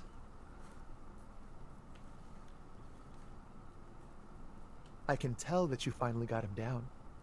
Thank you. It was quite a disturbing sight, even by Martinez standards. What were you doing last Sunday? Oh. You already asked me that, didn't you? Wait, is someone else investigating the lynching? Did I? No, not you. Some more muscular type. And when did you speak to this more muscular gentleman? Last week? I don't know. Look. He's an actor, declaiming a soliloquy. See how you hang on his every word. You didn't answer the question. What were you doing last Sunday? I had a friend over. It was my Sunday friend. A Sunday friend? How intriguing. He doesn't reply, gesturing no with his cigarette. Under the dull and darkening sky, the neighboring windows stand silent. That's fair. Hey, thanks for your time. No. We won't. Hey, thanks for your time. Now, if you'll excuse me, I really need to get going. -1 for bumming a cigarette. Well, I'm not gonna be able to roll for that. Let's be real here. Good luck with the investigation.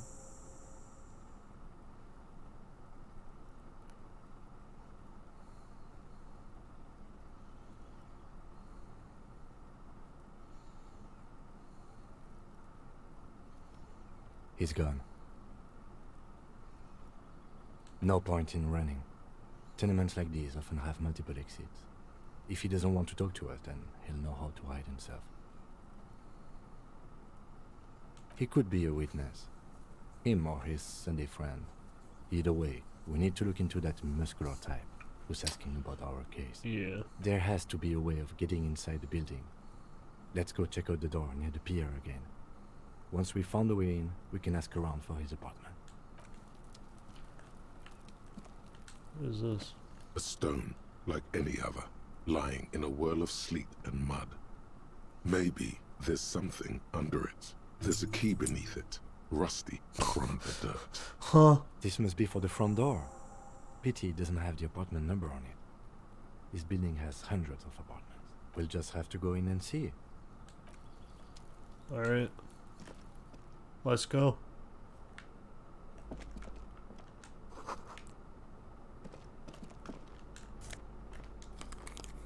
Philip Glasses, the auditor. Up on Classic, up on Logic, minus on Authority, okay.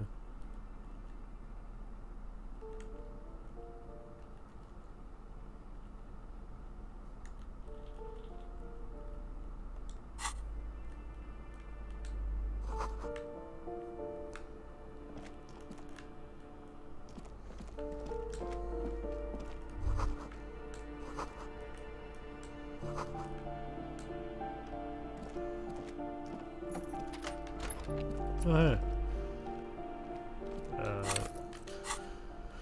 Equip the... goddamn that.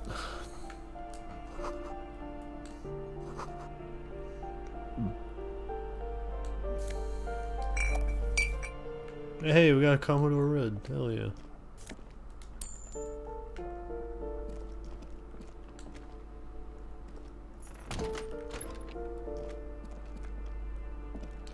Hey Kim, you gonna get out of there?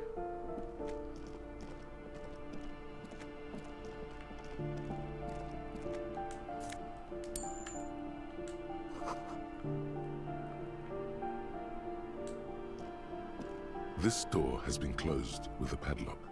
A chalk-drawn number on the board says number 11. It's a solid lump of metal, but the shackle is deeply corroded. A solid pair of chain cutters would make short work of it. Better whip out those cutters. You won't get very far otherwise. No, hold on. That isn't just a five-pointed star. It's an inverted white pentagram cradled in a wreath of antlers. The iconography of communism.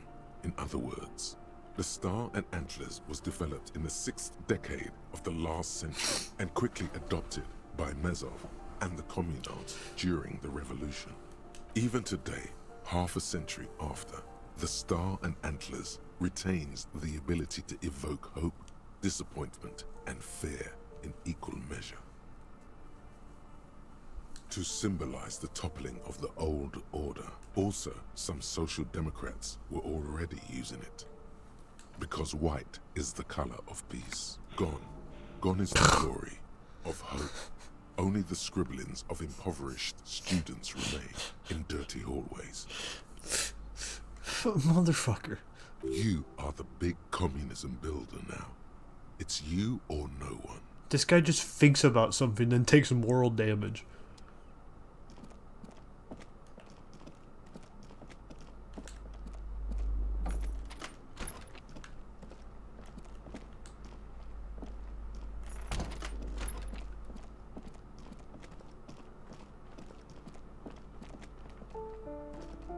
So... This door has been closed. No reply. No reply. No reply. No reply. No reply.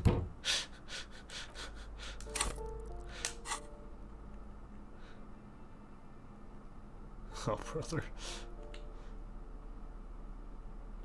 Well, take that out. Actually, no, I need a chain cutters. Hold on.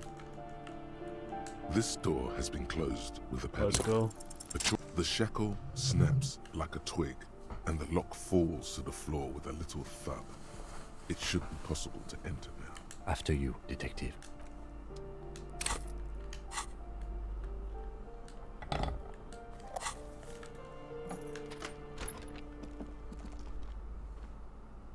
Oh! Hey, there it is. A plaster cast bust depicts a middle-aged man with impressive sideburns. The name on the plinth reads Kraz Marzov. The white star, the photos on the wall. I think we have broken into the apartment of a young communard. How fitting. Yeah.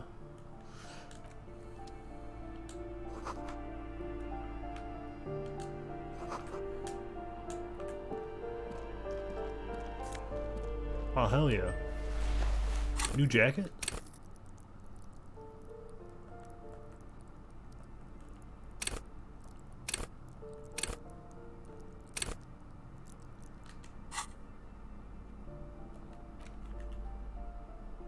Ooh, just up on conceptualization? Oh shit, yo! Oh, that's your jacket. Oh, okay. I'll put that one back on. I'd rather have that on.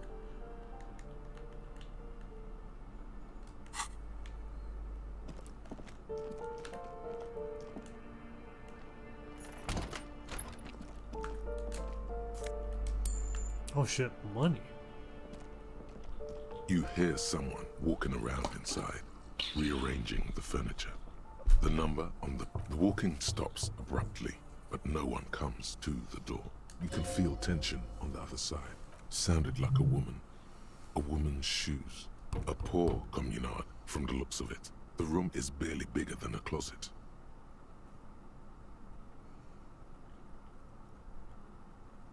Do I have to open the door?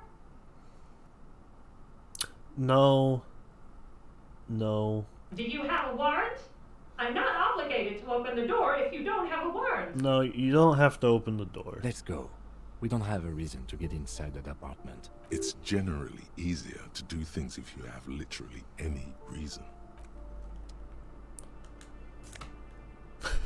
Yo, sure, let's take this person's mail.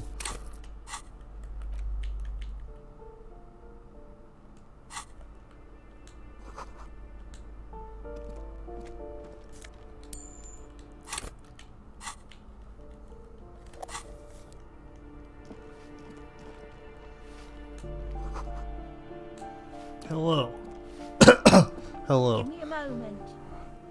Oh, hey, it's you. The cold never does any good for my bronchitis. I'm fine. Fine. Don't you worry about me. Now, what do you want from me, policeman? She's the cleaning lady. She knows the floor plan for the residence. I'm no one. Just an old woman who cleans these hallways. If you can call it living. I have a little room upstairs right next to the coal room. It's barely bigger than a closet. But I don't complain, no. I have my bed and my aching bones to keep me company. And that's all I need from this world. And all she gets, too. The coastal wind beats down hard on the coal room door outside. Splashes of waves make the balcony slippery. She hasn't spoken to anyone for a while. Even her sentences feel rusty. Yes, yes. I know who you mean. The scrawny boy who's always smoking like the devil. Right? Mm-hmm. Somewhere in the building, a child starts crying. You hear a radio tuned to a talk show and someone taking a shower. What's he in trouble for? Talk? No, like, seriously. What was so funny about that? He lives upstairs in room 28. 28. Go to the balcony.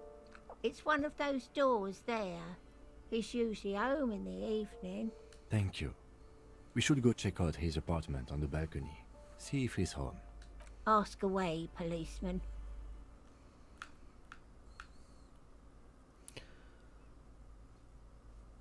That's a lot of random questions. People come and go. I don't keep an eye on everyone. They probably just moved or died. Hopefully somewhere else. No one lives there. It's been empty for months. Impossible. I would know if someone had moved in there. Maybe it's those countercultural people again. Breaking into a house like it's a public space. You're a policeman. Be good and take a look, will you? Yeah, sure. Great. Young people. They're worse than rats. You know, always littering the hallways with trinkets and empty beer cans. Oh, that one is a scientist, a future scholar. I think he studies astrology at the community college. Education's good. I always tell them to study. Something to do with all those stars around his door. He asked me to leave his drawings up on the wall. Are you sure you don't mean astronomy? That's what I said. Astrology. No, those are a The little lieutenant different. shakes his head, as though to say, let it go. Well, that's fine. The artiste? Nothing I can do about her, I'm afraid. She ruins the walls faster than I can clean them. Still, she leaves an old lady to her business. More than I can say for others. She mumbles some kind of a response, then hacks something into her handkerchief. Hey, thanks for your time and shit.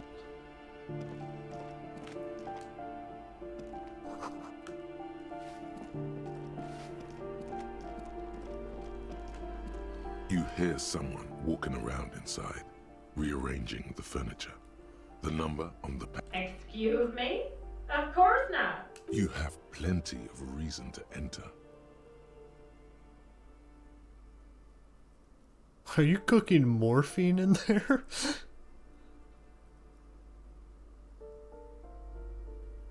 Oh, come on. Well, that was easy. That was smart.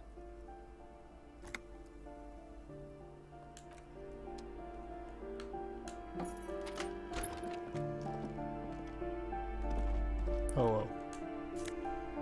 Shoes!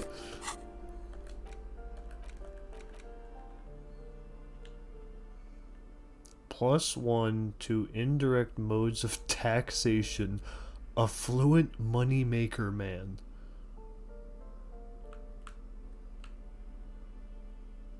What? I'll keep the composure on. Yeah, the hat is killer.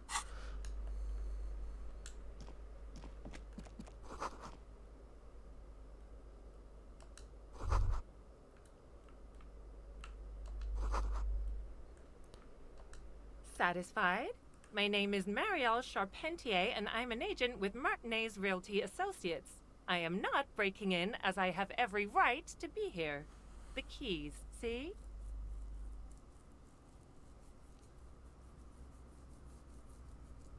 Do you have like any form of identification?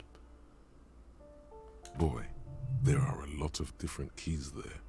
More than 20 at least. Do you want to see my ID as well? You can't legally ask for it, but why not? Yeah. Want to see my residence permit too?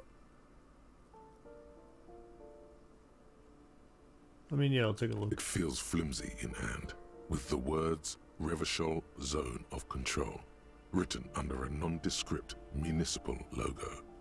There's a picture of her with shorter hair inside, along with all her personal details. Thank you. Do you have any questions? I need to be back in Midtown in an hour. Okay. What are you doing here? I need to get it ready for the next lease, but as you can see, the previous tenant completely trashed the place. Yeah, I see that.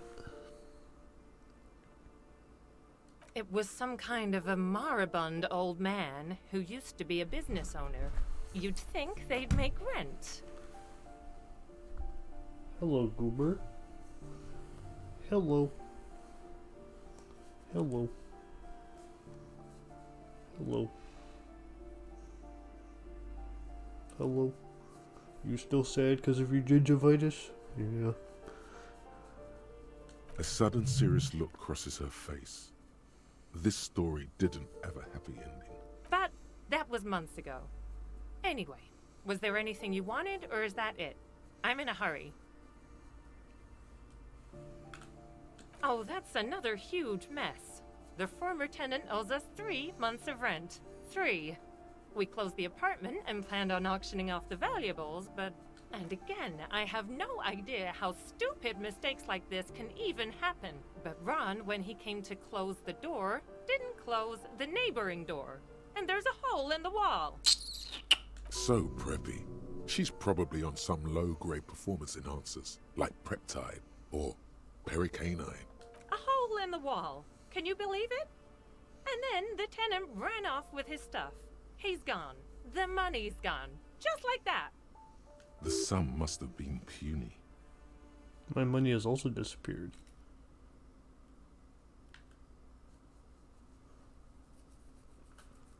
These apartments are perfectly fine. They have gorgeous architecture, a million-real view of the bay, good ventilation, neighbors, life, spark, and they are affordable.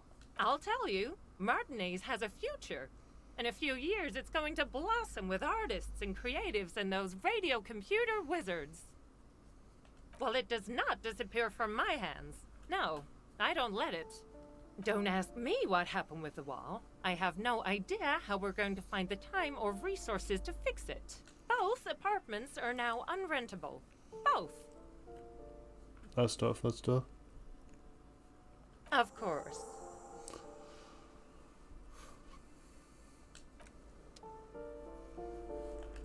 Alright.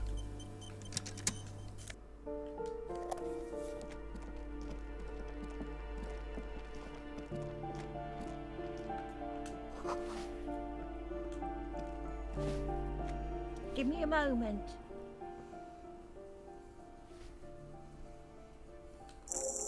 I see.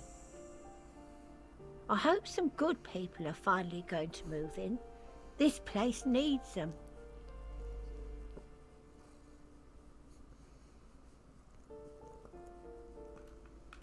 Yes.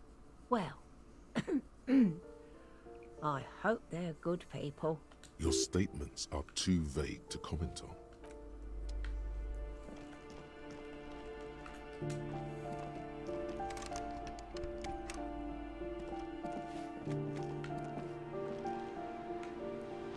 Shit.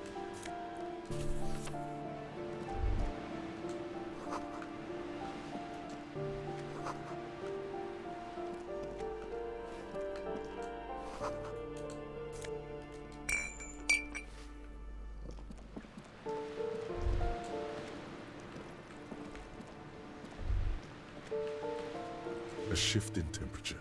The air chills around you. A former architect stands before a slice of window, a room plan in her hand.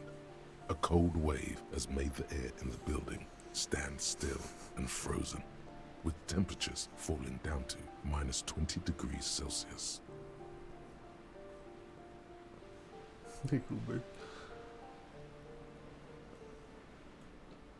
I'm just gonna finish thought. I don't need him taking moral damage right now. In your hands, you hold 16 Days of Coldest April by Yekaterina Dar. The cover image shows a row of concrete apartments above which span a black and white rainbow. Indeed, the book is unusually heavy in your hands, as though the cover were lined with lead. It would do that in Grant. You flip through the book. The pages are thinner than you realized, and the type quite small and tightly set. It's nearly 600 pages long. Real art is dense and difficult. If it didn't feel like you had to wrestle a suicidal bear to get through it, you weren't really reading. The back cover is dominated by a black and white photograph of the author. She can't be much older than her mid-30s in this photograph, and yet, from this cover, the eyes of a sad old woman stare back at you. You know, before looking into this book, I'm gonna go talk to the guy on the roof.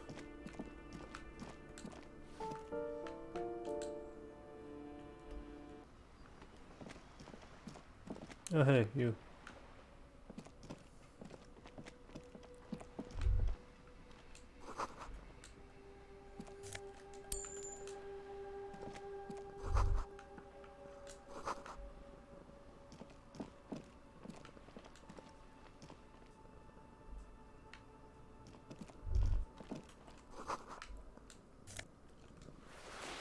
Pants.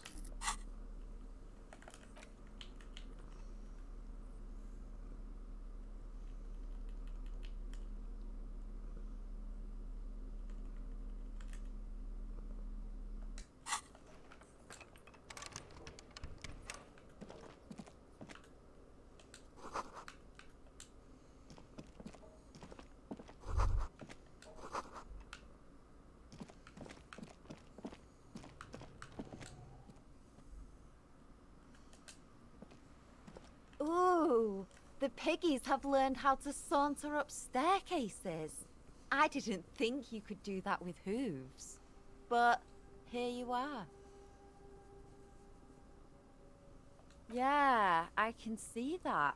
Cool mutations. That smell coming from her paint bucket. It's not paint. It's heavy fuel oil. Oh, that's dangerous. Red-dyed heavy fuel oil is only used in government vehicles, or at least that's the idea.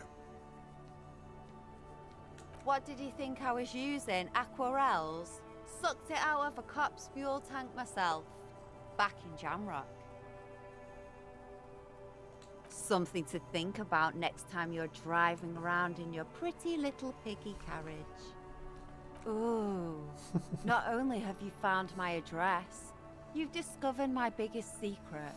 I'm a coal miner. She does have eyes that seem to be smeared with coal.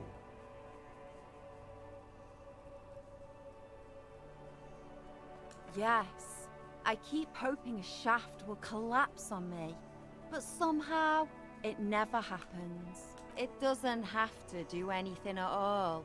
Nothing does. Like me. Right now, I'm doing nothing at all. Does anyone in a city like this? True, true. Shoot, Piggy.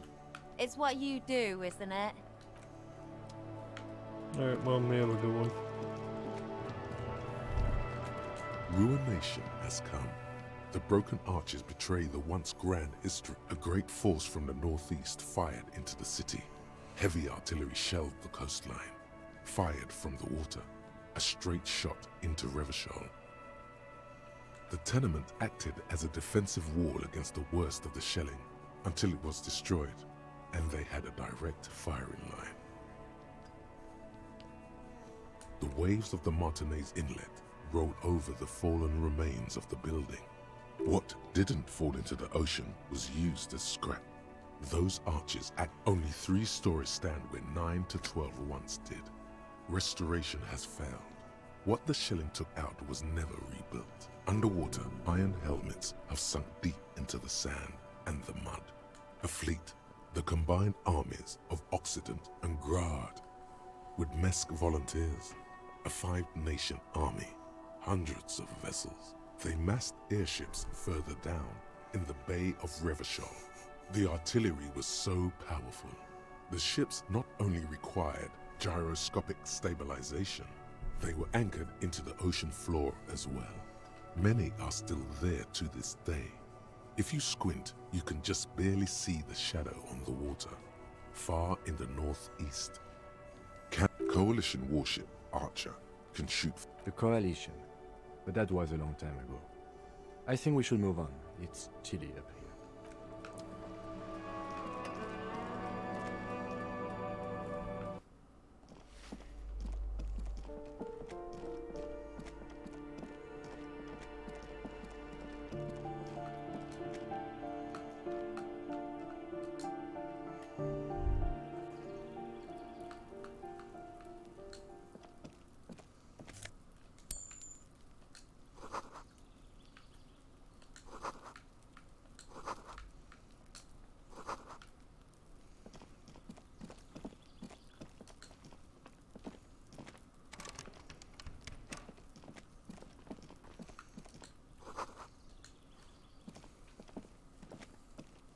This door is made of metal and appears to be reinforced.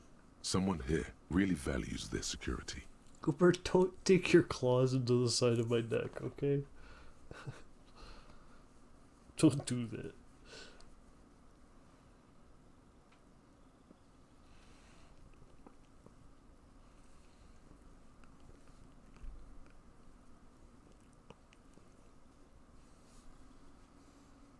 Number 28.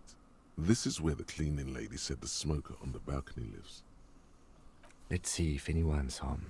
No one answers. Looks like the young man we are looking for isn't home. I think our best chance to catch him is in the evening. Is this not the evening? We should return tomorrow after we have finished with our day's work. How about 9 p.m.? Sound good? Okay. Tomorrow, 9 p.m., right here. Apartment number 28. Good, let's go. Damn. Turns out it's quite tricky finding someone in a big apartment building. Don't worry. You'll get him. Remember, tomorrow. He's probably gone for today.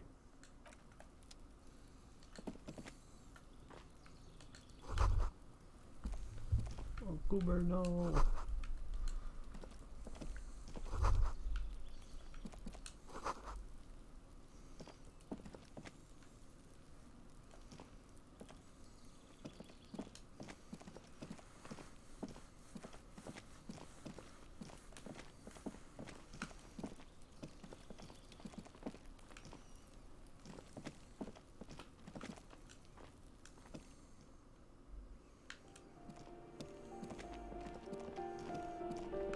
Alright.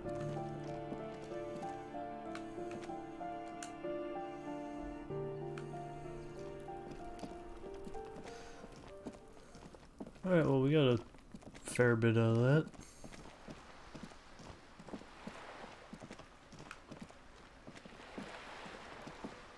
I think they'll let us through this way now.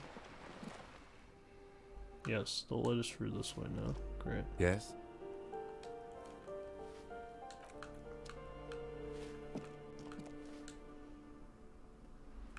Great. Great, great, great.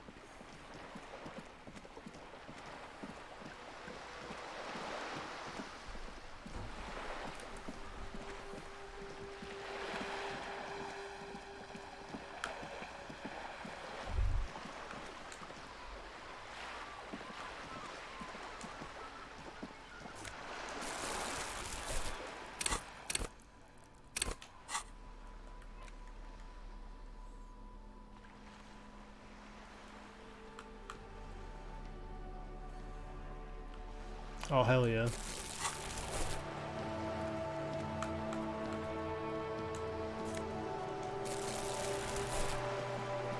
Let's go. Trash collecting.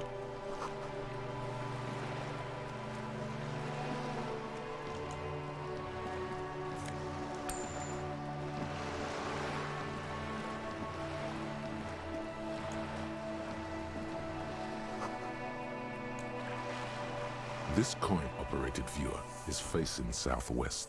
Its coin slot is full of fossilized bubblegum, rendering the machine permanently inaccessible. The metal feels cold and wet. A thick layer of graffito covers the lenses. Oh, Kudo! Onak, written on the other side, with N and C scribbled backwards. Kudo! That's Kuno on the lens. Under the graffito, a sea of blues and greys appear. Behind the water lies a coast, studded with concrete and reeds. On it, a church on stilts. Lanky, weather-worn wooden planks. An X-shaped cross topping its tower. You know this to be the star of Periconesus, or the Cairo. The central symbol of the Periconesian church. A star, a great moral height, to be strived towards. Gilbert, do not... Okay, if you're gonna do that, I'm gonna...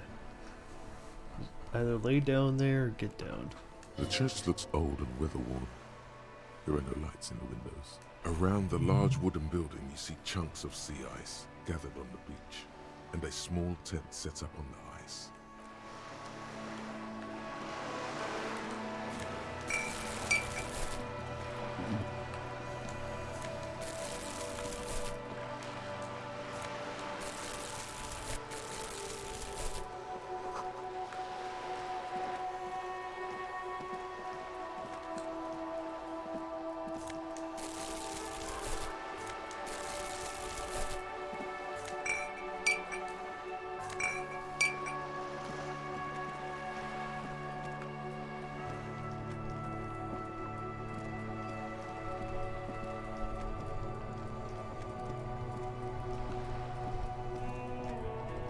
Alright, well, I've explored a decent amount of the world that's open to me now.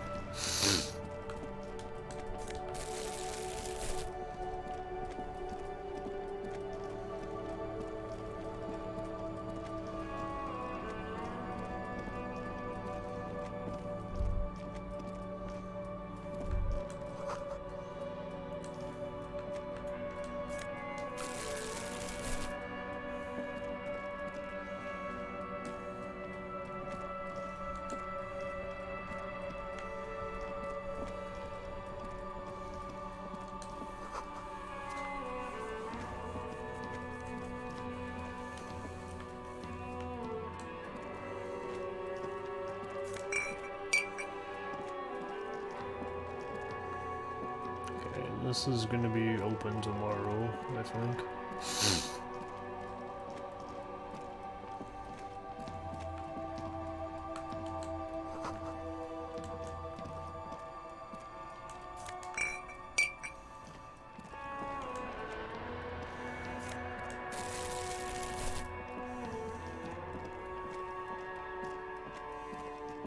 Oh man.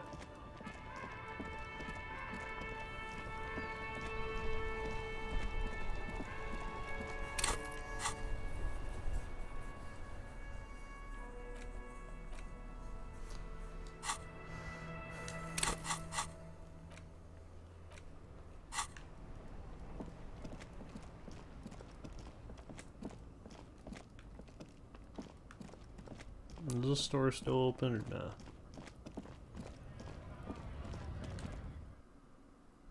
It is, wow. The tear machine stands in the corner. A sign says, 1 bottle equals 10 cents. Your bottles clunk into the machine, nice. And the money appears with a satisfying jingle. You're a richer man now. Nice. Oh hey, I got white morning.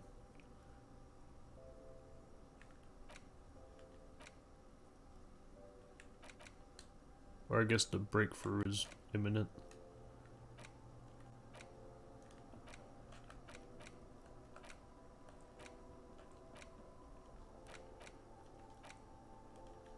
I guess you'll find the answer to that eventually.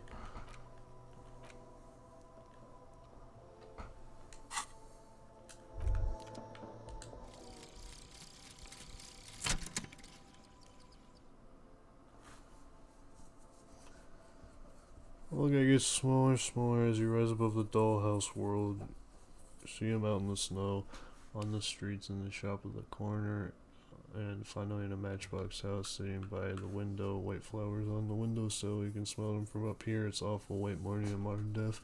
Divorce or something similar. All you can do is put more distance between you and him, make him a smaller, make him less you.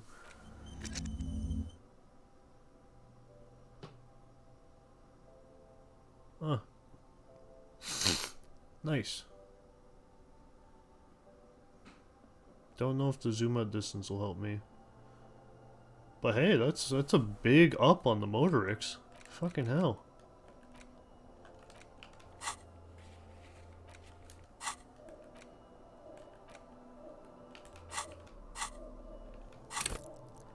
Yeah, that's a big up on the Motorix.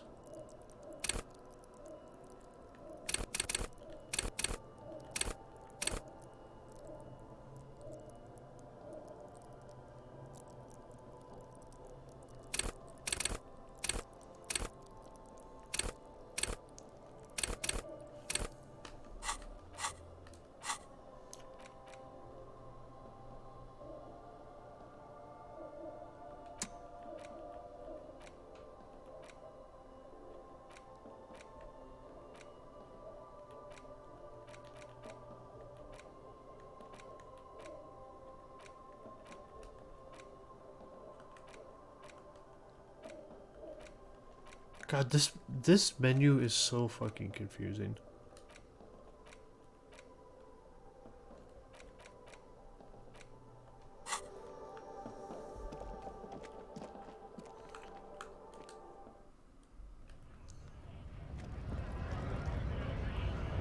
Eh.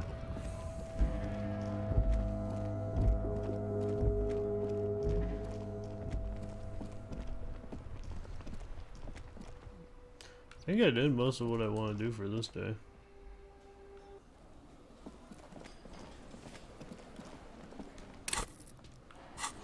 Well, I guess I'll,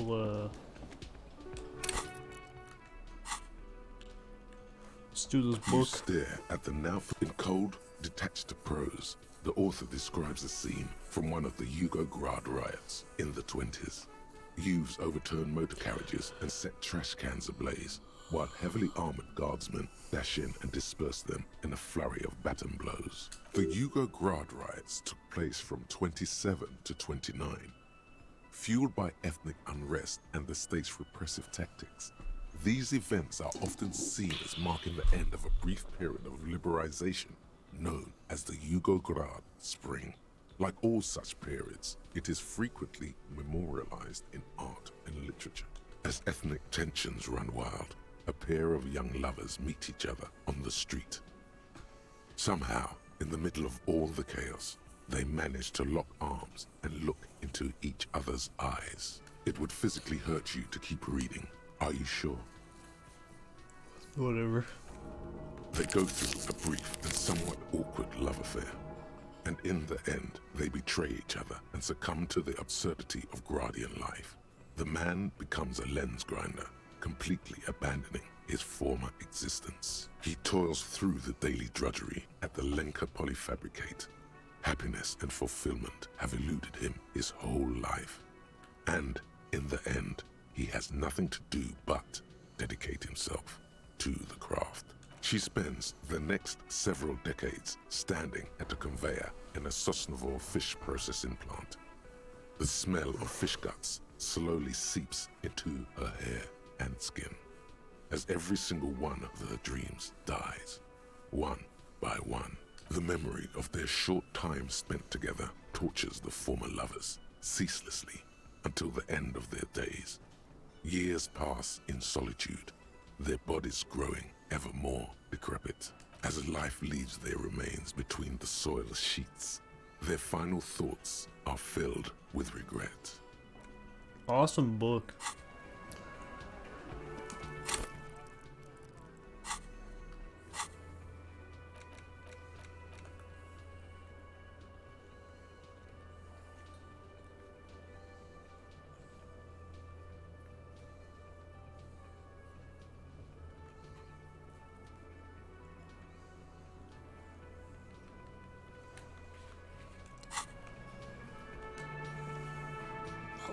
Hello, dear.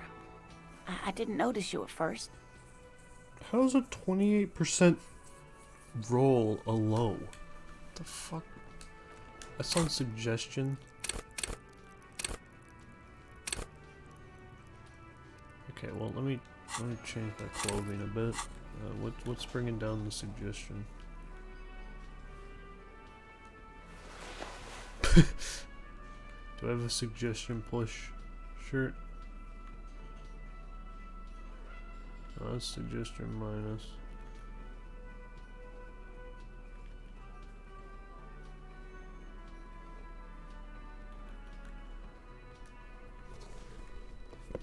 Not exactly, but I'll put that up afterwards.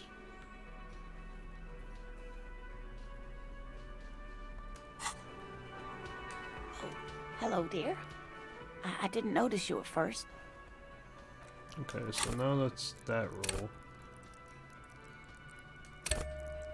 I'll level that up. And what kind of roll is it now? Hello, dear. I didn't notice you at first. I'll take a 58% roll. Sometimes the most charming thing you can do is be reasonable in your requests. Tell me about just one more interesting cryptid. I suppose you could use a break and I could use a distraction. One cryptid, like you said. One. This can't turn into some kind of cryptid extravaganza. We have things to do. No, hold on. I love cryptid hunting. He nods and assumes a waiting posture. Cryptids, cryptids. Let's hear about all the interesting cryptids. Ooh, tough choice there. Ah, jeez. That would be the giant of Kokonur. The giant lives in the most arid parts of the vast Kokonur Desert in South Samara, casting a strange light across the barren wastes. A mirage or a psychogenous luminance. No one knows for sure. It is like an awful mountain appearing from below the horizon and expanding to cover almost a third of your field of vision. The towering luminosity of Kokonur is a bad omen in local folklore. Some say it's a fata morgana, others, fate unimaginable. Hooey. No animal can be that large. It's a mirage. That's what makes it so peculiar. a species surviving at the very limits of scientific law. The giant of Kokonur must be the largest animal the planet can support. There are limits, you see, to how large a metabolism an ecosystem can beget. Some say a gravity anomaly below the Kokonur desert might allow the creature to grow to these gargantuan sizes. Great. This is great shit. You need more. Gravity anomaly? Dig in it. Dig in this parascientific stuff right here. No, I'm not convinced on the Coco Nur. That one sounds like a load of rubbish. Hey, you promised you'd only ask about one cryptid. The lieutenant pauses, thoughtfully. Ah, fuck it. Let's have more cryptids. My man. Well, the smallest cryptid is the Cryobacter catlensis, a unicellular bacterium. It was discovered in one of the northernmost points of Katla on the Boreal Plateau by renowned geologist Caitlin Mijanou some 70 years ago. The bacterial colony Mijanou found had remained alive while frozen in ice for longer than anyone could reliably estimate. Certainly from before recorded history, Mijanou disappeared shortly after injecting herself with the bacteria Why did she they brought do back that? to study. No doubt in hopes of prolonging her own life. Why would you do that? Yes, the bacteria had survived in the ice since times immemorial. It is not hard to see where she could have gotten the idea. Bro, can't you like freeze a hamster and then microwave it and it'll still be alive? Like, the human body doesn't work that way. It's actually a little hard to see, but do go on. Yes, and she's quite mad too. So that's where the After she cryptid treated part herself comes with in. the bacteria, she stopped aging, but also became increasingly eccentric and irascible, so that even her oldest friends were forced to pull away. We can assume that she has been living somewhere in the wilderness for decades now, all alone except for the Cryobacter catlensis coursing through her bloodstream. Okay, that one's not completely out of the realm of possibility. Especially the origin of it. That seems highly likely. The story itself, though, there's not a lot of evidence that we have, so, you know. The gnome of Jeroma. A gnome is the most dangerous cryptid? Really? Not even, like, the Babadook?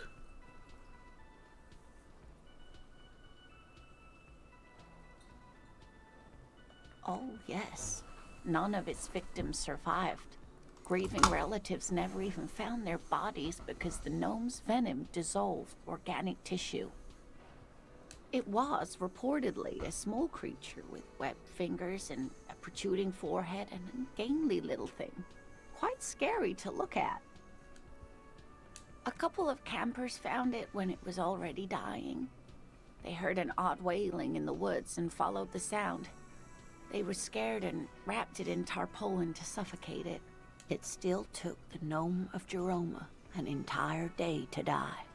If the body of the creature was found, why aren't there detailed illustrations of it in science textbooks, confirming the existence of these very little species? Very true, Kim, very true. Alas, the first scientist who got his hands on the creature's corpse put it in a jar of formaldehyde, thinking that would detoxify the gnome's venom. Instead, all the venom leaked out of the creature's teeth and into the surrounding liquid, dissolving the creature itself. A poetic end, perhaps, but a real loss for science. Alright, at least there's, like, a good reason. Alas, always, alas, and then it was gone. Isn't that overly convenient? No, that... Look, you can play that card, and it's a perfectly fair way of viewing the world. It's more logical, viewing it that way. But... you'd also just say that they did a dogshit job at bookkeeping. Sure, A perfectly good explanation. It dissolved in its own venom. Go on then. Ask about more gnomes or whatever. Yes. It's the kind green ape. Half war story, half undiscovered species in the genus Homo. Yes, it was reported by soldiers in South Safra during the war. The kind green ape would visit bunkers during the night, healing wounded soldiers with its saliva.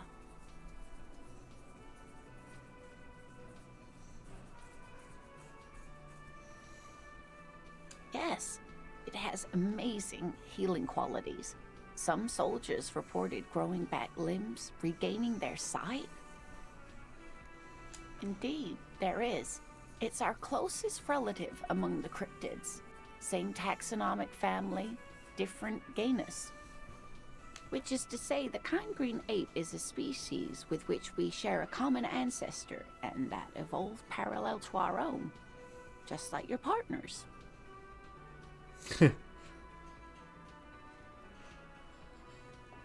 I'm beginning to wonder if I should. Please don't misunderstand me, either of you. I didn't mean to imply that Saolites are inferior to us. In many ways, you are superior. For example, your earwax doesn't have a foul odor like ours does. That surprised me. A tremendous evolutionary advantage, I'm sure. But perhaps we've had enough speculative biology for today? What an interesting question. And the answer is yes, there are. You're not going to be able to convince me on invisible cryptids. Of course. All fairy tales have someone or something invisible in them.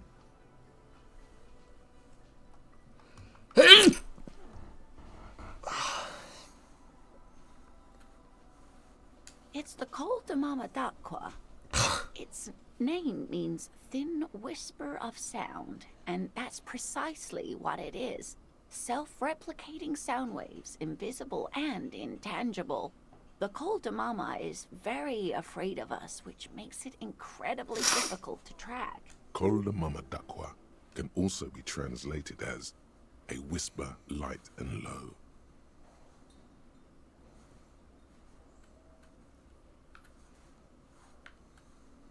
Yes, that's another translation. They're both quite lovely, aren't they? Although the low part is a little ironic.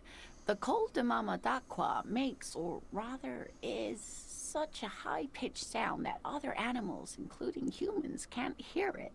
It could be everywhere all of the time, and we wouldn't know. Fine, I'll bite. How can an animal be a sound? Many scientists have asked the same question. Some have claimed that it isn't itself a sound, but a tiny corpuscle that emits sound waves. But there's no evidence to support this theory. Plenty. It's the evidence that led to its discovery. In the 1920s, a group of areopagite ornithologists, that is, scientists who study birds, were trying out a new recording technology for capturing sounds outside the range of human hearing. When playing back recordings they had made in the foothills of the Ea mountain range, they noticed certain anomalies, patterns that seemed random at first, but on closer examination were consistent with the waveforms of songbirds. The scientists soon discovered they could track and even predict what appeared to be feeding, mating, and migration patterns based on sound waves in a strictly delimited range of ultrasonic frequencies, even higher than those of the highest pitched bat calls. They realized that they had discovered a new species and called it the Col de Mamadaqua, after the Paracanassian name for the voice of God, which is said to be very silent. They grew quite obsessed with these little birds. Even though they couldn't see them, they could distinguish among individual birds and even began to name some of them. Sequester, Time, Joscan, those are but some of the Mamadaqua they followed individually. That is a sad story. a group of university students assisting with the field work in their enthusiasm for the project, and no doubt because they were preoccupied with impressing their professors, nearly drove it to extinction. They tried to communicate with it and had no other means but sound. So they started sending out sound waves at frequencies they thought might match the Mamadakwas.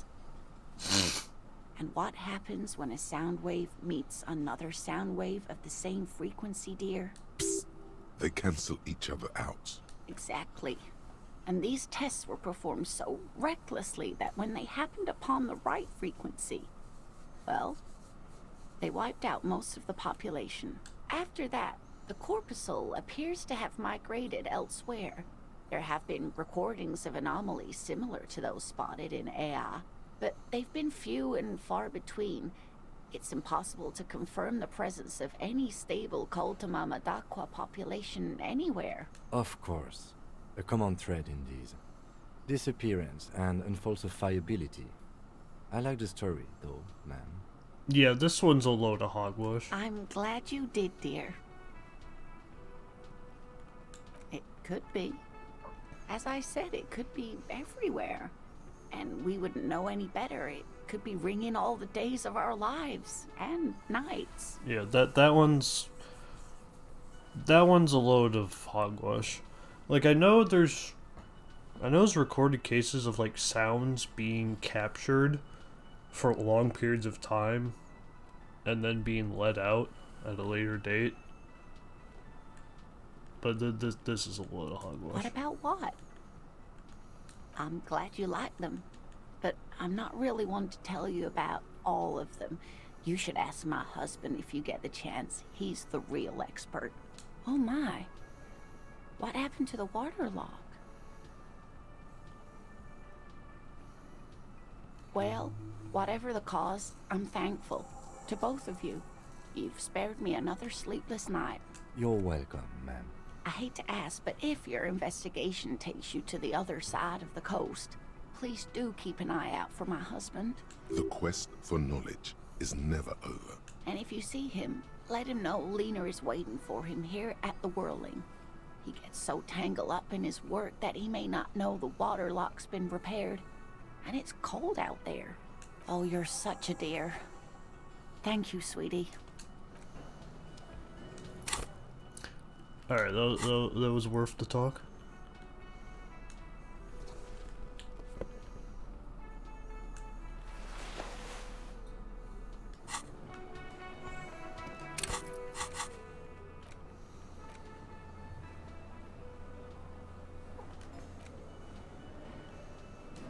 Alright.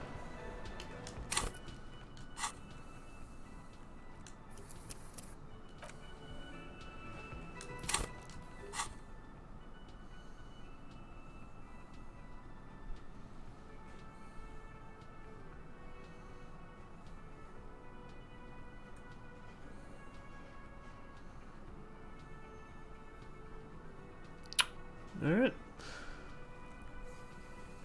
Good.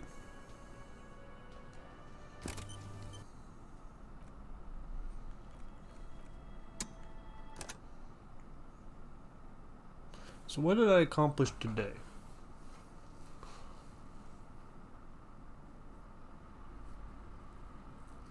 I talked to like 4 or 5 people.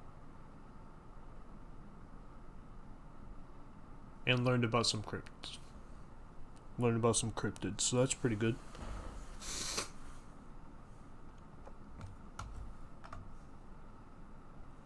Yeah, I think I'll call it there. I actually have work tomorrow. It's 10:46, so I don't want to go to fucking midnight like I have the past few days. Yeah, good to get back to this. Don't know how frequently I'll play it, but you know, that's just, we'll see how the road takes us. Alright, have a good